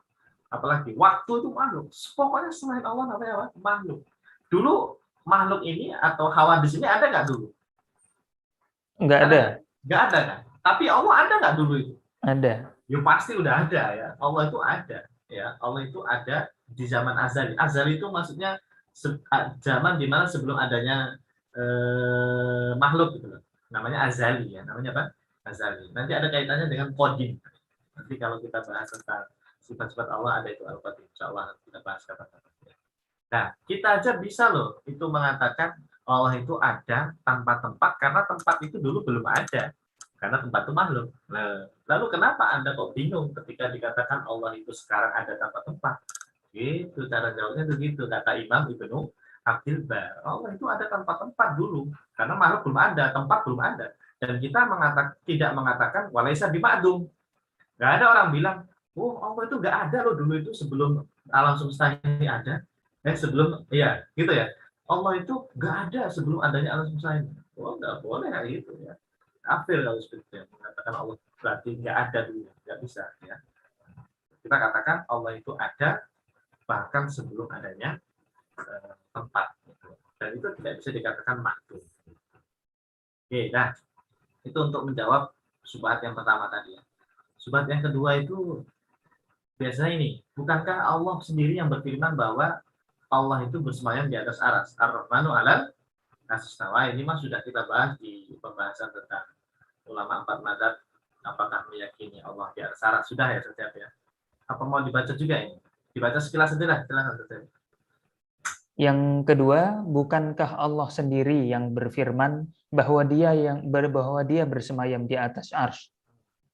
Perlu digarisbawahi terlebih dahulu bahwasannya para ulama salaf termasuk Asy'ariyah, Maturidiyah, dan Atsariyah semuanya sepakat untuk menerima, beriman, serta meyakini surat Toha ayat yang kelima, yaitu Ar-Rahmanu 'alal 'arsy istawa. Ar-Rahman atau Allah yang Maha Pengasih istawa atas arsy. Pada intinya dapat disimpulkan bahwa para ulama salaf termasuk Asy'ariyah, Maturidiyah, dan Atsariyah semuanya menerima sifat istawa sebagai salah satu sifat bagi Allah Subhanahu wa taala. Nah, namun yang jadi masalah besar sebetulnya adalah cara memahami makna sifat istawa pada surat Toha ayat 5 tersebut. Salafi Wahabi ketika membaca ayat tersebut, maka dalam keyakinan mereka Allah Ta'ala itu bersemayam, bertempat, atau berada di atas arsy. Sebab mereka meyakini lafadz istawa secara zahir maknanya. Artinya, lafadz istawa itu difahami oleh mereka sesuai dengan makna, arti atau terjemah dari zahir lafadznya. Oke, baik. Insya Allah jamaah yang sering ikut kajian kita paham lah masalah ini ya. Jadi jamaah, tidak ada yang salah dengan Ar-Rahmanu 'alal arsy istawa. Semuanya beriman menerima bahwa Allah memiliki apa sifat istawa 'alal arsy. Yang jadi masalah itu adalah pemahamannya, ya pemahaman kita. Salafi Wahabi memahami ayat itu secara dohirnya. Istawa pokoknya bertempat, gitu kan kata mereka. Kalau ulama salaf gimana? Tidak memahami secara dohir. Gimana? Sementara para ulama salaf, termasuk Asy'ariyah, Maturidiyah, dan Atsariyah, dan juga ulama empat madzhab ya sudah kita buktikan ya kemarin ya di kajian sebelum-sebelumnya, tidak memahami ayat tersebut dengan makna dohir lafadznya. Artinya ditafwid maknanya ya, diserahkan kepada Allah Subhanahu wa taala karena termasuk ayat mutasyabihat. Ini jelas. Imam Nawawi itu mengutip pendapatnya Imam Al-Qadiyat ya. Ini kita baca terjemahnya saja. Silakan. Al-Qadhi Iyad telah berkata, tidak ada perbedaan di antara seluruh kaum muslimin dari kalangan ahli fikih, ahli hadis, ahli kalam, ahli ilmu, dan para pengikutnya, bahwa lafadz yang secara zahir menyebutkan Allah ada di langit, seperti firman-Nya, "Aamintum man fis sama'", dan yang semisalnya tidak boleh difahami secara makna zahir lafadznya. Ini loh poinnya itu di sini Pak. Tidak boleh dipahami secara makna zahir. Istawa jangan dipahami zahirnya bertempat, bersemayam, jangan ya. Oke. Satu lagi dah untuk menjawab syubhat yang kedua ini. Ini artinya apa ini? Silakan. Barang siapa ini dari Ibnu Jama'ah. Ya, barang siapa yang menisbatkan diri pada ulama salaf, namun berkata dengan perkataan tasbih, takyif, atau memahami lafadz dengan makna dohirnya, padahal Allah Ta'ala disucikan dari sifat-sifat makhluk. Maka dia telah berdusta dalam penisbatannya pada ulama salaf, dan dia telah berlepas diri dari ucapan ulama salaf. Ingat ya, yang memahami lafaz istawa secara makna zahir itu bukan pemahaman ulama salaf. Ya. Kalau sampai dia bilang itu pemahaman ulama salaf, itu dusta, kata Imam Ibnu Jama'ah. Oke, dah cukup dah itu untuk membantah subhat yang kedua ini. Kalau subhat yang ketiga, bisa antum bantah saja. Iya, Ustaz. Kalau ada yang bilang begini, loh bukankah jika kita berdoa itu ngangkat tangan ke atas, ya berarti Allah ada di atas dong, bukan Allah itu ada tempat-tempat dong. Gimana antum jawabnya kalau kayak gitu? Kita baca dulu. Oh, kita baca dulu. Oke, silakan. Yang ketiga, bukankah jika kita berdoa mengangkat tangan ke arah atas, berarti Allah ada di atas. Berdoa menghadapkan kedua tangan ke arah langit dan sholat menghadap ke arah kiblat itu tidak menunjukkan bahwa Allah Ta'ala berada di langit atau berada di Ka'bah. Sebab langit itu adalah kiblatnya orang yang berdoa, sebagaimana Ka'bah adalah kiblatnya orang yang sholat. Artinya Allah itu bukan berada di langit dan juga bukan berada di Ka'bah. Sebab langit itu adalah kiblatnya orang berdoa. Begitu pula Ka'bah adalah kiblatnya orang sholat. Maka logika berpikir Salafi Wahabi dalam hal ini termasuk logika yang cacat atau batil. Iya, betul-betul cacat banget. Jadi mereka bilang, loh buktinya kita kalau berdoa aja ngangkat tangan ke atas, berarti Allah di atas dong. Sekarang kita tanya, nah kalau Anda sholat menghadap ke kiblat, itu apakah Allah ada di Ka'bah sono? Kan enggak, ya enggak? Terus kalau Anda sujud tuh, apakah Allah itu di tanah itu tempat Anda sujud itu karena Anda cium di situ tanahnya? Kan enggak juga kan gitu. Nah, kenapa ya tadi kata para ulama berdoa angkat tangan ke atas itu karena itu kiblatnya doa ya, perintah dari Allah atau Rasulullah SAW mengajarkan kepada kita kalau kita berdoa itu yang angkat tangan gitu. Bukan meyakini Allah di atas gitu. Begitu pula kalau kita sholat ngadep kiblat ke arah kiblat ya ke arah Ka'bah itu nggak ada orang meyakini Allah ada di sana, itu nggak ada ya. Ini logika ya keliru, batil. Nah, ini kalau ulamanya nggak usah lah, cukup dengan yang tadi itu udah lumayan ya. Panjang. Baca sendiri nih ya. Ya, baca sendiri nih buku ini. Ya, nanti insya Allah kita cetak gitu. Yang terakhir saja. Ini yang keempat, bukankah Nabi bilang bahwa Allah turun ke langit dunia? Ya. Berarti Allah ada di atas. Ada hadisnya dia yang zilu itu ya. Silakan dibaca. Tidak ada satupun ulama salaf ahlu sunnah wal jamaah ketika membaca hadis tentang sifat nuzul bagi Allah Ta'ala memahaminya dengan cara sesuai makna zahir lafadznya. Lagi-lagi Salafi Wahabi melakukan kesalahan besar dalam memahami teks hadis sesuai zahir maknanya. Intinya salahnya mereka itu di mana saja? Kalau baca istawa, nuzul, yad, ain, bisa disimpulkan apa? Zahir lafadz. Nah, mereka itu dari awal bermain dengan cara memahami zahir dari lafaz, makna zahir lafaznya. Istawa kan zahirnya bertempat, terus mainan. Apalagi nuzul itu kan secara zahir maknanya apa? Turun. Gitu. Akhirnya ya tadi mereka memahaminya seperti itu. Kesalahannya di situ sebetulnya mereka itu ya. Nah, padahal ulama asal itu nggak ada yang seperti itu memahaminya ya. Apalagi ini Imam Ibn Abdul Bar bilang, Imam Malik aja mentakwil innallaha yanzil itu yanzilu amruhu ya, atau rahmatuhu gitu. Ini namanya takwil. Dan takwil ini juga disampaikan oleh Imam Nawawi dalam kitab Syarah Sahih Muslimnya. Takwilu Malik bin Anas wa ghairihi maknahu tanzilu rahmatuhu wa amruhu wa malaikatuhu. Jadi ditakwil ya. Imam Malik aja mentakwil ya. Takwil itu tidak haram ya, sudah kita bahas betul kita intinya nuzul itu kalau ulama salaf tuh ya dengan dua metode saja Ustaz Sihat. Apa metode pertama? Tafwid. Yang kedua, takwil. Udah gitu aja, gampang. Bahkan seluruh sifat lah. Sifat istawa, nuzul, ain, iyad, dan sebagainya. Anda pakai aja dua metode itu ya. Metode tafwid yang menyerahkan makna kepada Allah ya. Jangan dibayangkan makna zahirnya ya. Serahkan aja kepada Allah, namanya tafwid. Atau Anda mengikuti takwil para ulama seperti Imam Malik ini mentakwil nuzul maknanya yang turun bukan Allah ya, tapi rahmatnya atau perintahnya atau malaikatnya. Gitu. Nah, Cukup dah itu subhat-subhat salafi wahabi sudah kita jawab. Baik, terakhir lihat nggak apa-apa ya. Ini karena tadi kita juga agak telat ya. Poin yang keempat juga tidak kalah pentingnya. Ulama salaf yang mengatakan Allah ada tanpa tempat itu siapa sih? Mana sih buktinya? Ya? Mana buktinya? Ada nggak buktinya? Ini saya kumpulin banyak ini saja. Kalau lihat di daftar isinya saja tadi kurang lebih ada 25 ulama kalau nggak salah. Mau milih yang mana nih? 4 mazhab pendirinya itu ada semua itu. Ada Imam Hanifah, Imam Malik, Imam Syafi'i, Imam Ahmad.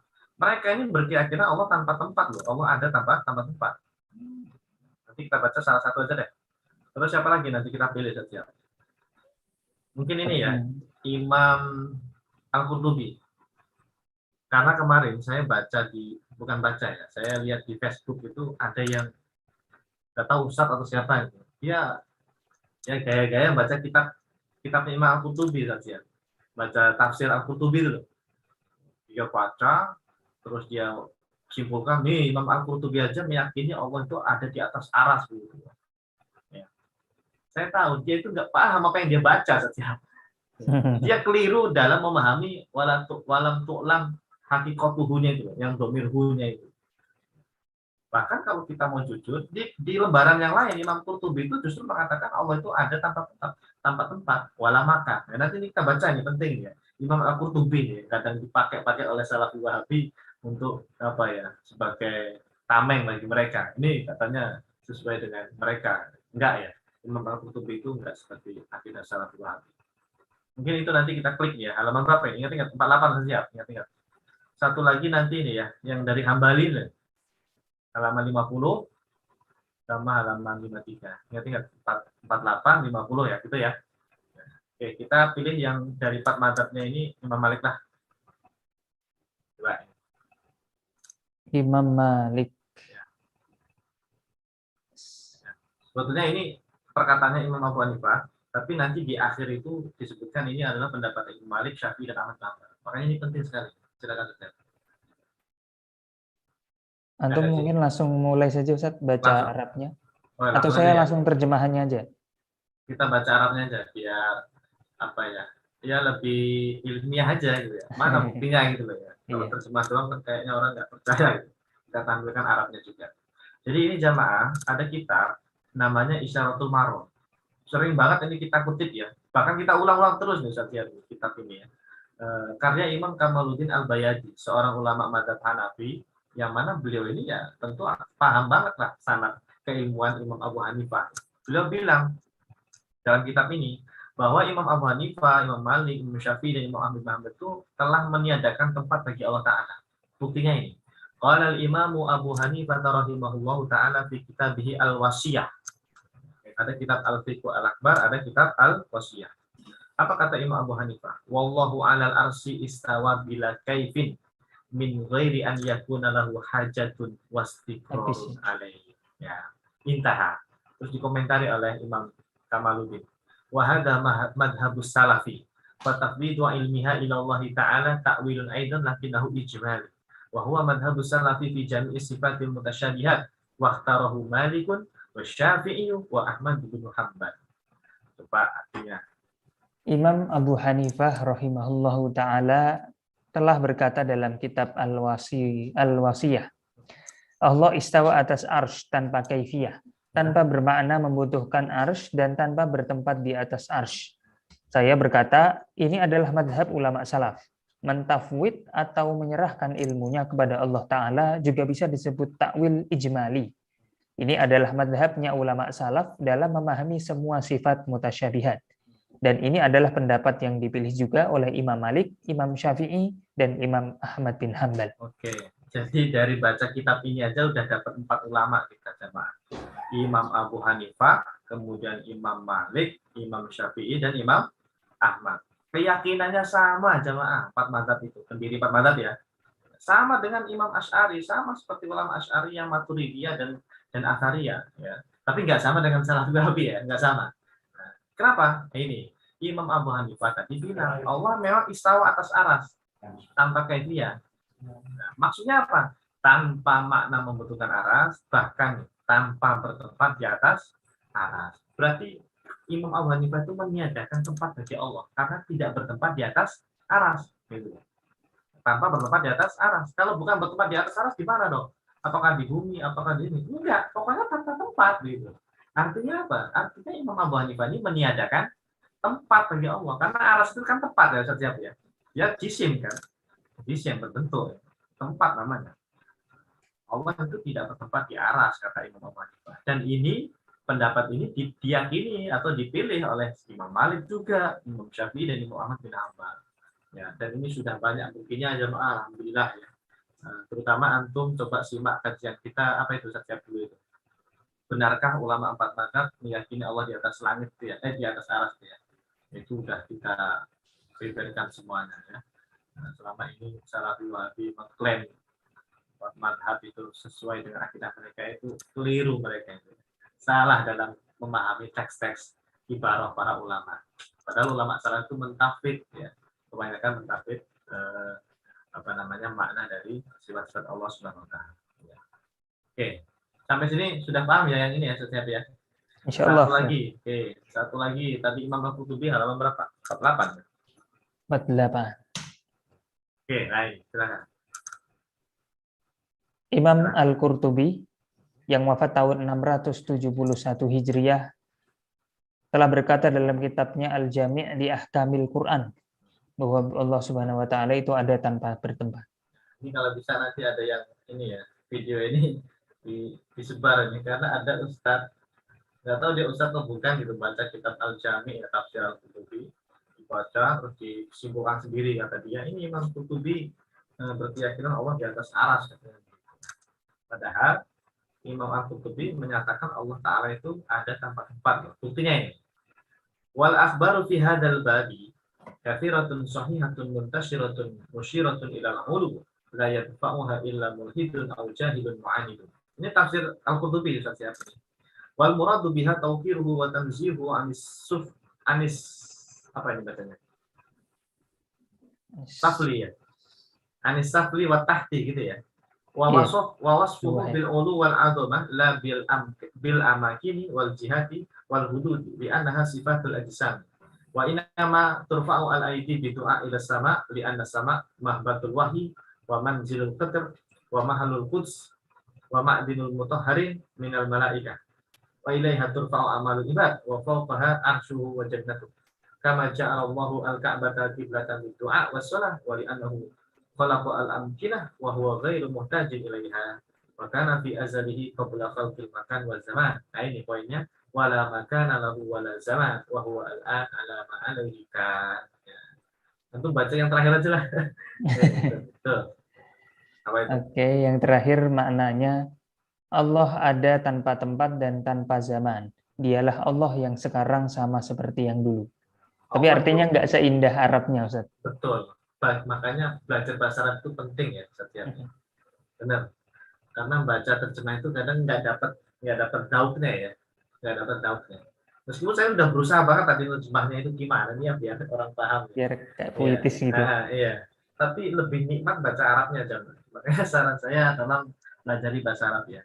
Wala makana lahu wala zaman wa huwa al-an ala ma alaihi ka. Wah, nikmat banget tuh ya kalau yang bisa bahasa Arab ya. Ya intinya gini aja ya, yang bagian paham bahasa Arab ya. Allah itu ada tanpa tempat, kata Imam siapa? Al-Qurtubi. Ya, bahkan tanpa ada waktu atau zaman. Karena kalau waktu itu kan makhluk kan, makhluk yang diciptakan. Dialah Allah yang sekarang nih Tuhan kita, ya sama seperti Allah yang dulu, nggak berubah. Jangan Anda bayangkan Allah itu dulu nggak bertempat, terus tiba-tiba ada aras terus bertempat di atasnya. Enggak. Allah itu nggak berubah, jangan. Apalagi Imam Ahmad tuh ada riwayat menyebutkan la talhaqu at-tabaddul wa taghayyur, kan ada kan. Allah itu nggak berubah-ubah ya. Seperti sama yang seperti dulu. Sebelum adanya tempat, Allah seperti dulu, seperti itu. Allah itu ada tanpa tempat. Ini Imam Al-Qurtubi loh ya. Oke, nah. Imam Nawawi udah sering. Ya ini Imam Ibnu Hamdan Al-Hambali setiap yang dari mazhab Atsari ya. pengikut Imam Ahmad bin Hambal. Baik. Ini kita perbanyak yang dari Hambali saja. Karena kan kita selama ini seringnya mungkin yang Asy'ari, Maturidi ya. Ini yang Asy'ari ya, yang pengikut Ahmad bin Hambal kita tampilkan juga. Silakan ya. Beliau Ibnu Hamdan Al-Hambali Al-Athari rahimahullahu taala yang wafat tahun 695 Hijriah mengatakan dalam kitabnya Nihayatul Mubtadi'in fi Usuluddin bahwa Allah Subhanahu wa taala itu ada tanpa tempat. Nih, ibaratnya ya. Wa annallaha ta'ala laisa bijauharin wala aradin wala jismin wala tahulluhu al-hawadithu. Perhatikan. Wala yahullu fi hadithin. Wallahu 'alal arsy bila tahdidin. Wallahu fawqa dzalika la makana wala hadda. Di annahu kana wala makan. Tsumma khalaqal makana wa huwa kama kana qabla khalqil makan. Masyaallah. Artinya Sesungguhnya Allah Ta'ala itu bukan berupa jauhar, arad, dan jism. Tidak ada makhluk yang bertempat di zatnya, dan juga dia tidak bertempat pada makhluk. Allah di atas arsy tanpa batasan dan tanpa tempat. Sebab Allah itu ada tanpa tempat. Lalu Allah menciptakan tempat dan dia sama seperti yang dulu sebelum adanya tempat. Allah itu ada tanpa tempat. Bahkan lebih kalian ini tadi tuh. Wala tahulu al-hawadith wala yahulu fi hadits. Makhluk tuh nggak ada yang berada di zat Allah. Bahkan Allah itu la yahulu fi hadits. Tidak berada di tempat makhluk. Hadits itu apa tadi, jemaah? Pokoknya selain Allah namanya hadits ya, hawadits. Aras itu hadis bukan?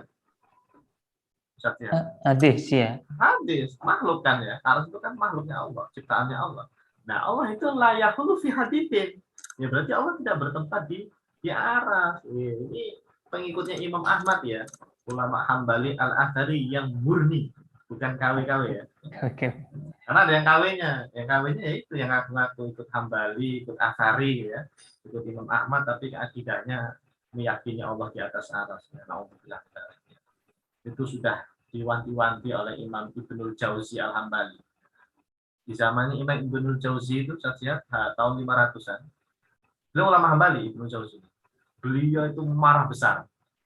Kenapa marah? Banyak ulama Hambali yang akidahnya itu tajsim, yang meyakini Allah berada di atas aras, dan mereka ngaku-ngaku ikut Imam Ahmad. Terus Imam Ibnul Jauzi bilang begini, gara-gara kalian ini, pengikut Hambali yang lainnya, itu di mata mereka, di mata ulama lainnya itu dikatakan sebagai mujassim.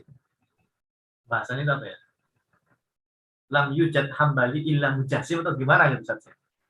Pokoknya tidak ada orang nemu Hambali pasti dia mujassim.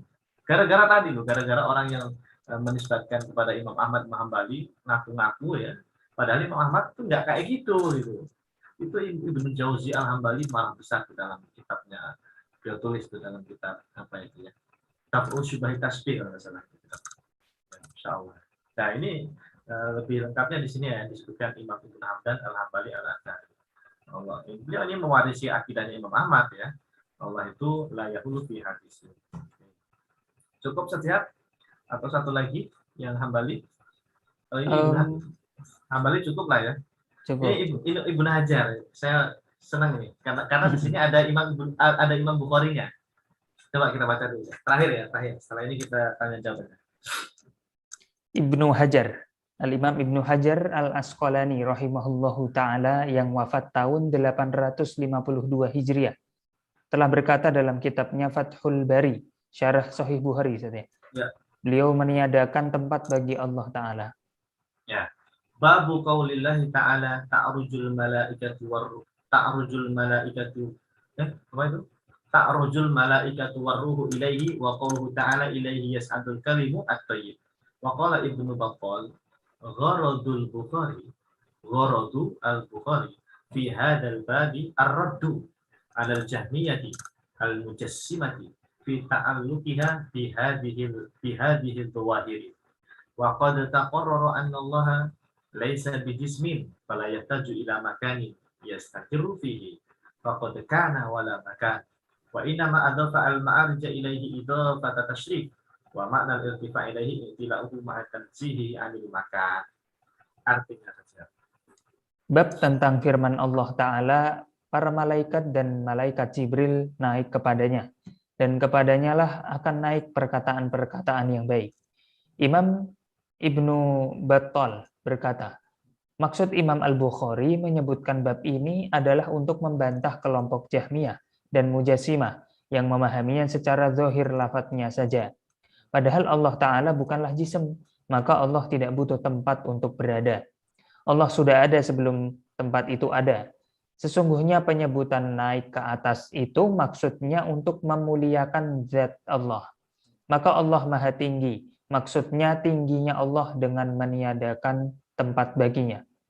Jadi kalau ada ungkapan naik ke atas dia itu sebetulnya tasyrif ya bagi zat Allah, bukan menentukan Allah berada di sana, bukan. Ya, mengagungkan Allah. Jangan sampai Allah itu disifati sesuatu yang di bawah gitu. Kan enggak mengagungkan Allah namanya. Nah, Imam Bukhari jamaah, kata Imam Al-Battal yang dinukil oleh Imam Ibnu Hajar, Imam Bukhari ngasih bab ini dalam Sahih Bukhari ini setiap yang bab atas ini. Babu qaulillahi ta'ala ta'rujul malaikatu wa ruhu ini dikomentari sama Imam Battal. Kata Imam Battal gini, Imam Bukhari sengaja ngasih bab ini itu gharadnya apa? Gharad itu apa? Tujuannya, tujuannya. Imam Bukhari itu ingin membantah ar-raddu 'alal Jahmiyah, membantah Jahmiyah al-Mujassimah yang berpemahaman tajsim. Yang mana mereka ini memahami secara zahir. Ayo. Siapa sekarang yang memahami secara zahir? Ayo. Ya, udah pada tahu lah ya. Udah pada tahu ya. Ya, zaman dulu disebutnya Jahmiyah Mujassimah, ada lagi Karomiyah ya, Asyahamiyah, itu mereka sama itu pemikirannya.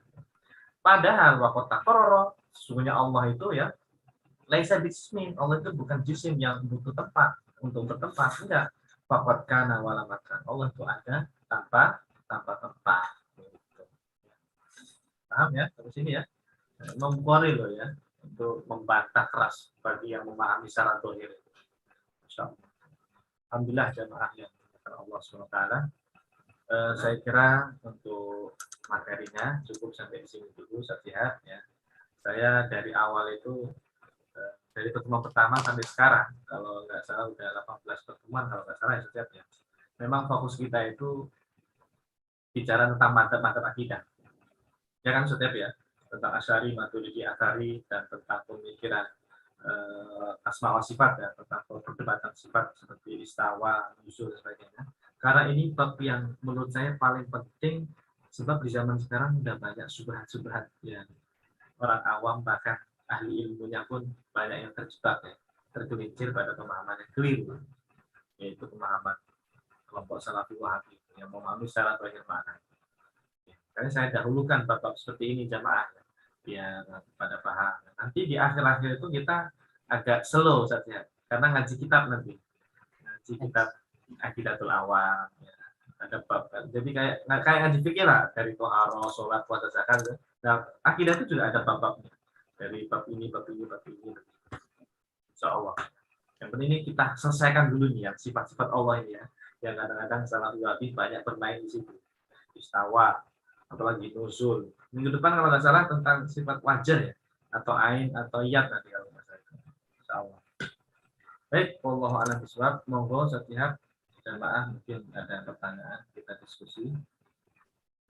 Betul Ustaz, untuk melengkapi kajian kita malam hari ini biar lebih luas lagi pembahasannya, kita akan menjawab pertanyaan-pertanyaan. Di sini ada yang angkat tangan nih Pak Wawan. Gimana Ustaz? Seperti biasa terakhir. Nanti chat aja. Chat dulu aja ya. Nanti yang angkat tangan terakhir aja.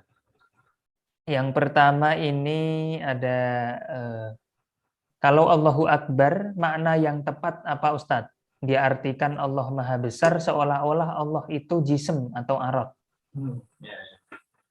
Ketika kita mengucapkan Allahu Akbar, misalnya saat sholat ya, atau saat kita berzikir Allahu Akbar, itu maksudnya bukan dalam rangka meyakini Allah punya bentuk gede, bukan. Kata para ulama, lafaz Allahu Akbar itu kita mengagungkan Allah bahwa Allah itu maha segala-galanya. Enggak. Jadi apa sih di dunia ini yang paling hebat? Maka Allah lebih hebat. Apa sih di dunia ini orang yang ada yang sempurna mungkin? maka Allah itu lebih sempurna. Itulah mana Allah Akbar itu kayak gitu, Pak. Jadi bukan akbar di sini besar itu bentuknya, bukan ya, bukan, salah.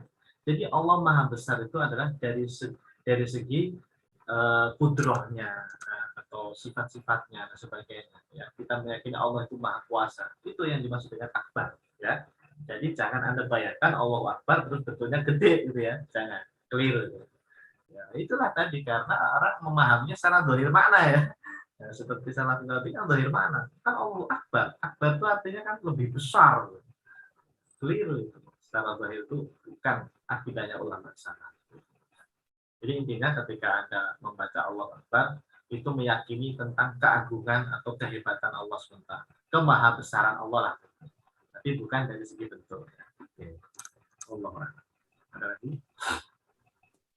Ini ada diskusi dari Pak Yudi sama Pak Wawan ini. Saya baca semua ya. Pak Ustadz, sebagian Salafi Wahabi malah ada yang berkeyakinan pantang kalau berdoa itu pantang kalau berdoa angkat tangan atau angkat tangan hanya pada momen-momen tertentu saja. Karena saya pernah diceritakan oleh salah satu ustadz yang diundang oleh Salafi Wahabi, tangannya diminta turunkan saat berdoa. Katanya bid'ah. Ya beliau jengkel. Kata siapa bid'ah? Dan memang saya pernah beberapa kali lihat orang Salafi Wahabi jika sehabis sholat tidak pernah berdoa dengan angkat tangan. Jadi seperti semedi, komat kamit langsung bubar. Kemudian Pak Wawan jawab, kalau saya malah sebaliknya, Salafi Wahabi malah menjadikan dalil bukti bahwa Allah ada di atas adalah sebagai bukti fitrah manusia kepada Allah. Memang berada di atas. Buktinya kalau kita berdoa mengadah ke atas. Begitu kata seorang Salafi Wahabi. Nah, mungkin Antum ada komentar? Ya, kalau yang pertama tadi, kalau Wahabi bilang tidak mengangkat tangan saat berdoa setelah sholat, itu masalah fikih, ya, masalah fikih. Mereka kan memang ada yang sebetulnya nggak semua Salafi Wahabi. Ada yang habis sholat mereka ngangkat tangan kok, ada. Saya punya teman Salafi Wahabi banyak, ya. Banyak. Ya. Dan mereka model-model macam-macam bentuknya itu macam-macam ya. Ada yang bermadhab Syafi'i ada kok. Sekarang udah banyak alhamdulillah jamaah saya perhatikan itu ustadz-ustadz Salafi Wahabi yang mulai mendalami fikih ya, fikih madhab. Kalau dulu mungkin terkesan tidak mau bermadhab, sekarang itu mulai banyak yang belajar fikih Syafi'i. Alhamdulillah. Ya, mudah-mudahan nanti berikutnya belajar fikih akidah Asy'ari gitu ya, akidah Maturidi atau Asy'ari yang benar insyaallah. Amin. Jadi itu masalah khilafiyah fikih kalau yang tadi ya, kalau menganggap ngangkat tangan kok nggak ada di setelah sholat ya. Sebetulnya itu 4 madzhab itu ini loh, sepakat loh mengangkat tangan berdoa saat setelah sholat itu ada gitu. Ya, Imam Ibnu Hajar menjelaskan dalam Fathul Bari ya. Ya. Adapun yang di tadi yang kedua ya, chatnya siapa tadi Pak? Yang kedua tadi, kalau ada Salafi Wahabi yang menjadikan ngangkat tangan justru sebagai dalil bahwa Allah di atas langit, tadi sudah kita sebutkan subhat itu ya. Masih ingat setiap jawabannya gimana? Ya, gampang. seperti kiblat ya, kita kiaskan. Kiblat, ya. Kalau Anda ngangkat tangan itu ke atas karena itu berdoa, ya sebagaimana Anda sholat menghadap kiblat, itu adalah kiblat Anda sholat. Apa ada orang meyakini ketika sholat Allah ada di Ka'bah sono? Kan nggak ada. Ya. Sama ketika mengangkat kedua tangan ke atas itu namanya kiblat doa itu kayak gitu. Ya. Tata cara berdoa memang begitu, bukan meyakini Allah ada di sana. Oke, nah. Ada lagi? Kemudian ini ada yang bertanya tentang tafsir Qurtubi tadi Ustadz. Surat apa, ayat berapa? Karena beda cetakan biasanya beda halaman. Oke, sebentar. Tadi share screen dulu ya sebentar ya. Mana tadi bukunya? Imam Qurtubi tadi ya. Imam Al-Qurtubi. Mana tadi?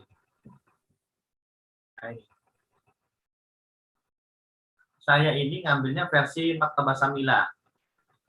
Nanti silahkan dicek aja di Maktabah Samila. Jilidnya 18, halaman 216. Jadi kalau Anda punya Maktabah Samila, ya, ketik aja tafsir Al-Qurtubi, ya, nanti keluar kitabnya. Kemudian Anda klik bagian kolom itu angka 18 tambah 216. Atau ini aja, ambil aja di salah satu ibarah ya. Setiap nih, misalnya Anda copy ini ya. Nanti kopas di kolom Maktabah Samila, klik langsung keluar gitu saja. Gampang. Ya. Tapi biasanya yang tahu Maktabah Syamilah itu mahasiswa. Nah, itu dia masalahnya. Biasanya kan kita lebih sering buka pakai buku cetakan gitu ya dan Kitabnya ya. terjemahan. Oke, oke. Nah, masalahnya di sini tidak saya cantumin ayatnya ya. Oke. Di tafsir ayat apa gitu ya. Mungkin ya ini tafsir ayat. Sebentar, kalau mau saya share screen ini ya, apa namanya? Maktabah Samilahnya bisa di share screen juga kan ya? Bisa ya, share ya? Bisa sih, bisa. Bisa. Ini. Sebentar.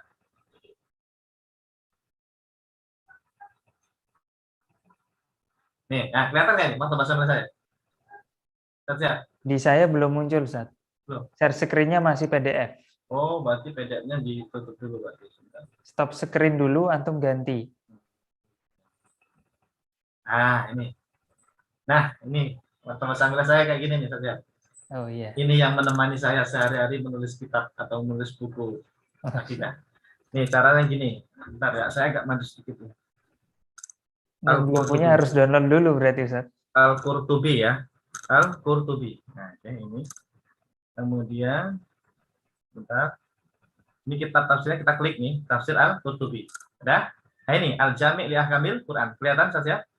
Kelihatan. Nah, kalau mau nyari ibarah yang tadi, yang di kitab saya tadi, caranya ini, arahkan kursornya ke atas nih. Bahthun ini. Nah, klik. Nanti muncul kotak kayak gini. Nah, terus kita kopas tadi yang ibarah tadi itu. Saya tadi ngopas ini, wala makana lahu wala zaman ini. Saya kopas, taruh sini ya. Ini dibuang nih, contreng ini dibuang, meme ini ya. Contreng ini buang aja. Lalu klik teropong. Lihat? Iya. Klik teropong ya. Saya klik ya. Nanti dia keluar. Set. Nah, ini lemot ini dapurnya. sebentar. Nah, keluar tuh. Nah, wala makan wala zaman. Bahwa al-an ala. Okay. Nih saya tebalkan. Nah, surat Al-Mulk ayat ya. Surat Al-Mulk ayat 67 ya. 17. Oh, ayat 17 ya, mohon maaf ya, ayat 17 ya. Nah, silakan nanti dicek ya. Oh, pas ayat ini am amintum man fis sama. Am amintum man fis sama. Ayyursil alaikum hasiba fasitat lamuna kaifa nanti. Silakan nanti dicek nih ayat ini Pak ya, di kitabnya aslinya ya. Surat apa tadi saya? Al-Mulk ya. Ayat 17 ya. Nah, di situ ada ini wala makan wala bisama. Oke. Ya. Ini kayaknya harus pelatihan Maktabah Samilah. Harus ada apa mata kuliah sendiri ya? Iya. Dulu ada. Dulu ada. Kampus syariah. Oke, Ustaz, kita lanjutkan. Apa yang dimaksud dengan takwil ijmali? Baik. Takwil itu ada dua. Ada takwil ijmali, ada takwil tafsili. Catat. Takwil ada dua, ada takwil ijmali, ada takwil tafsili. Yang pertama, jamaah, takwil ijmali. Takwil ijmali itu adalah nama lain dari tafwid makna.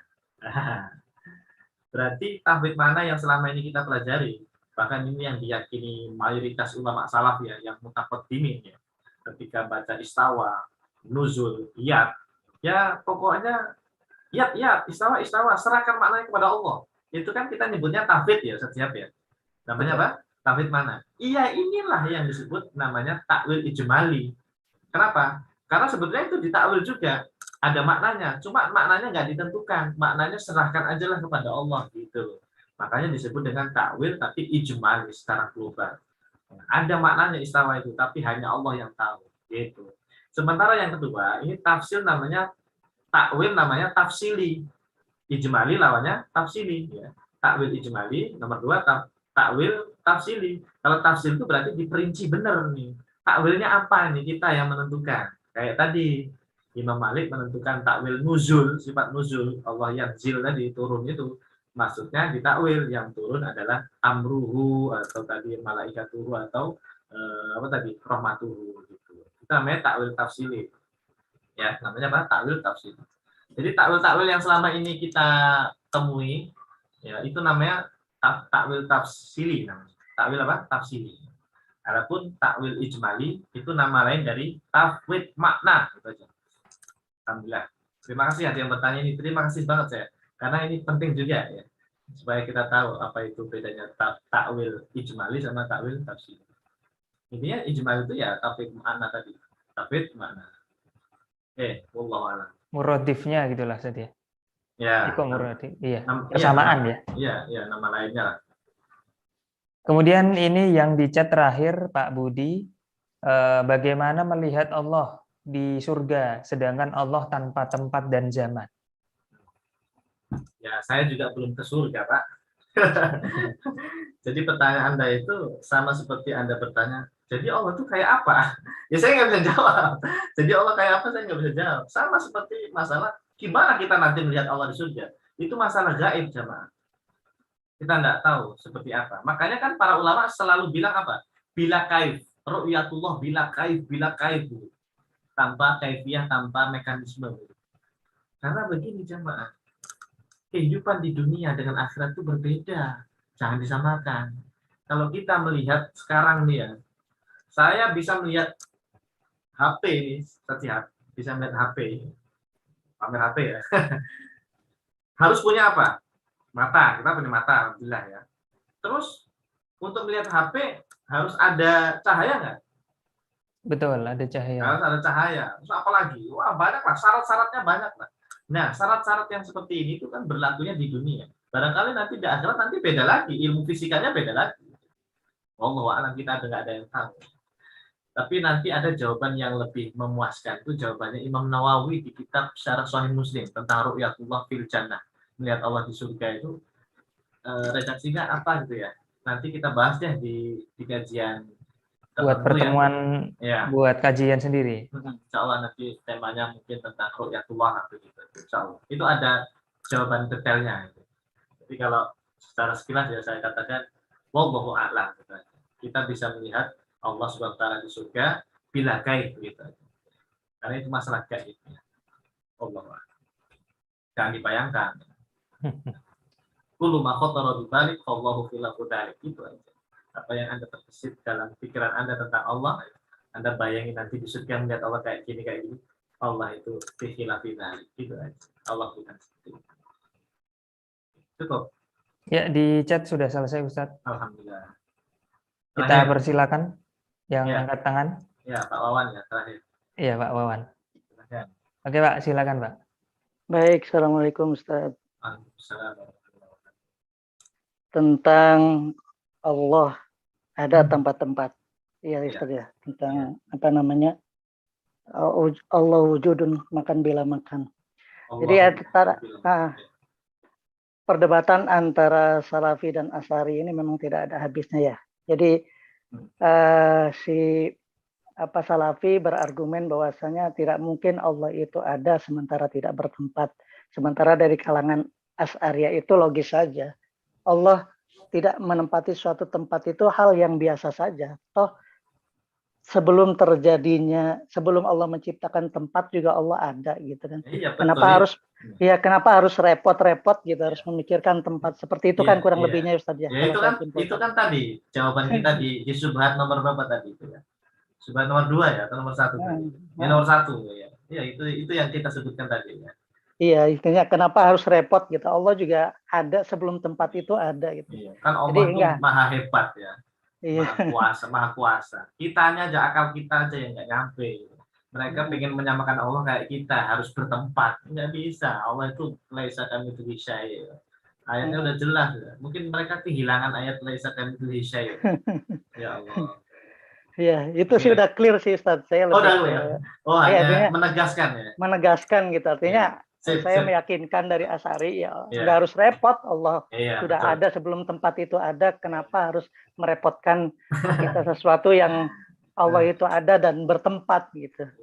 Gitu.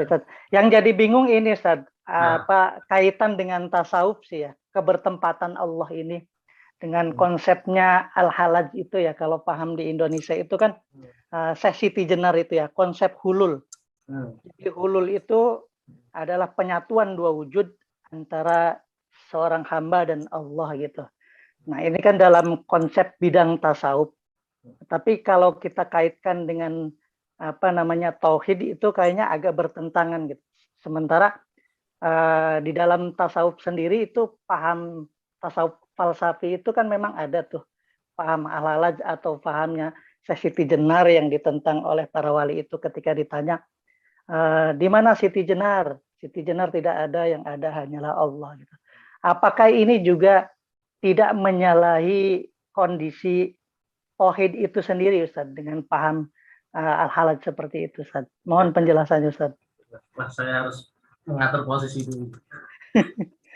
Ini pertanyaan berat ini. Jadi memang permasalahan di dunia tasawuf itu ya, kalau dilihat dari kacamata kita memang agak secara real kayak berseberangan.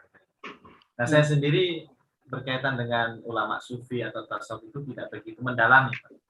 Iya.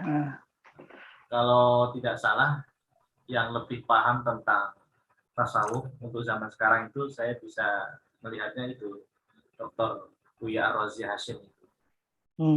Beliau yang lebih paham tentang dunia tasawuf atau sufi, termasuk tadi al-halat itu ya. Barangkali hal ini bisa ditanyakan ke beliau saja tentang akidahnya al-halat itu yang tadi kata hulul itu gimana? Iya. Apakah itu hanya bermain kata doang atau gimana? Karena kan dia bilang nggak ada halat, adanya Allah ini. Gitu kan? Ya, kalau kita hanya bermain kata saja, memang segala sesuatu itu tidak ada, yang ada hanya Allah. Wajibul wujud. Wajibul wujud itu adalah Allah. Kita ini ada ini karena diadakan sama yang maha ada. Iya. Allah itu ada sebelum ada kata ada. Itu kata-katanya siapa itu ya? Masya Allah, ingat banget itu. Jadi kayak teorinya itu ya, Ustaz, Ibnu Arabi itu ya. Jadi wujud yang asli itu cuma satu, yang lain itu hanya tazalinya ya. Apa namanya? Iya, ciptaannya. Iya, betul. Untuk detailnya silakan tanyakan ke pakarnya ya. Apakah ini juga perlu ditakwil gitu, kayak bentuk musahadah dan muraqabah seperti itu, Ustaz? Atau kalau kita terjemahkan secara zahir kan memang kayaknya itu sesat ya. Masa Allah menyatu dengan hamba gitu kan? Iya. Maka perlu takwil gitu. Metode seperti itu kan hulul gitu antara penyatuan. Ya memang pertama sih kita, karena kita nggak tahu Pak ya hakikatnya seperti apa ya yang diyakini oleh al-halat dan Ibnu Arabi dan sebagainya itu. Ya kita husnudzan dulu aja memang afdalnya ya. Yang kedua kita cari tabayun. Sebetulnya maksudnya apa, mananya apa, gitu aja. Nanti bisa ditanyakan ke Buya Ar-Razi. Silakan. Iya. Oke, syukur Ustaz. Ya, Pak Wan, terima kasih. Cukup ya jamaah, alhamdulillah. Mudah-mudahan apa yang kita pelajari pada malam hari ini dan kajian-kajian kita sebelumnya senantiasa mendapatkan keridhaan dari Allah Subhanahu wa taala, dan juga yang paling penting mudah-mudahan Allah menjadikan ilmu ini ilmu yang bermanfaat untuk kita, untuk keluarga kita, untuk keturunan kita semuanya dan kaum muslimin, dan bermanfaat juga buat teman-teman Salafi Wahabi yang lainnya. Mudah-mudahan amin ya rabbal alamin. Itu aja, silakan setiap. Ya Ustaz, terima kasih atas materi yang disampaikan dan para jamaah sekalian yang sudah hadir dan melengkapi kajian kita dengan pertanyaan-pertanyaan yang muncul. Untuk memberkahi kajian kita pada malam hari ini, mari kita berdoa bersama yang akan saya pimpin. A'udzubillahi minasyaitonirrajim. Bismillahirrahmanirrahim. Rabbana fa'na bima 'allamtana, Rabbi 'allimna alladzi yanfa'una. Rabbi faqihna wa faqih ahlana wa qarabatin lana fi dinina. Ma ahlil kutri unta wa dzakar. Rabbi wafiqna wa wafiqhum lima tartadi qawlan wa fi'lan karama. Warzuqil kulla halalan daima wa akhilla atqiya ulama. Nahdha bil khairi wa nukfa kulla syarr. Rabbana aslih lana kulla syu'un wa aqirra birridha minkal uyun waqdi 'anna rabbana kulla duyun qabla an ta'tiyana rusulul manun waghfir wastur anta akrama man satar wa salatullahi tagshal mustafa man ilal haqqi da'ana wal wafa bikitabin fihi linnasi shifa wa 'alal alil kirami syurafa wa 'ala sahbi masabihil ghurad. Allahumma hdina bihudak waj'alna mimma yusari'u fi ridhak wa la tuwallina waliyan siwak wa la taj'alna mimman khalafa amraka wa 'asak wa hasbunallahu wa ni'mal wakil wa la haula wa la quwwata illa billahil 'aliyyil 'azim wa sallallahu ala sayyidina Muhammad wa ala alihi wa sahbihi wa sallam walhamdulillahi rabbil alamin. Ya, itulah para jamaah. Untuk setelah selesai malam ini, jangan lupa besok pagi kita hadir kembali di Sekolah Fikih Live di Zoom ini. Kita akan membahas bersama Ustadz Sutomo Abu Nasr LC dengan mata kuliah Tarikh Tasyri'. kita tetap membahas tentang Tobaqot Hanafiyah, yang dimana kita akan membahas secara rinci dan detail siapa saja ulama Tobaqot ke-6 di madhab Hanafi. Insya Allah kita akan kupas besok pagi bersama Ustadz Sutomo. Ya, itulah saya selaku host mewakili seluruh tim, mohon undur diri. Sampai ketemu di pertemuan berikutnya. Wassalamualaikum warahmatullahi wabarakatuh.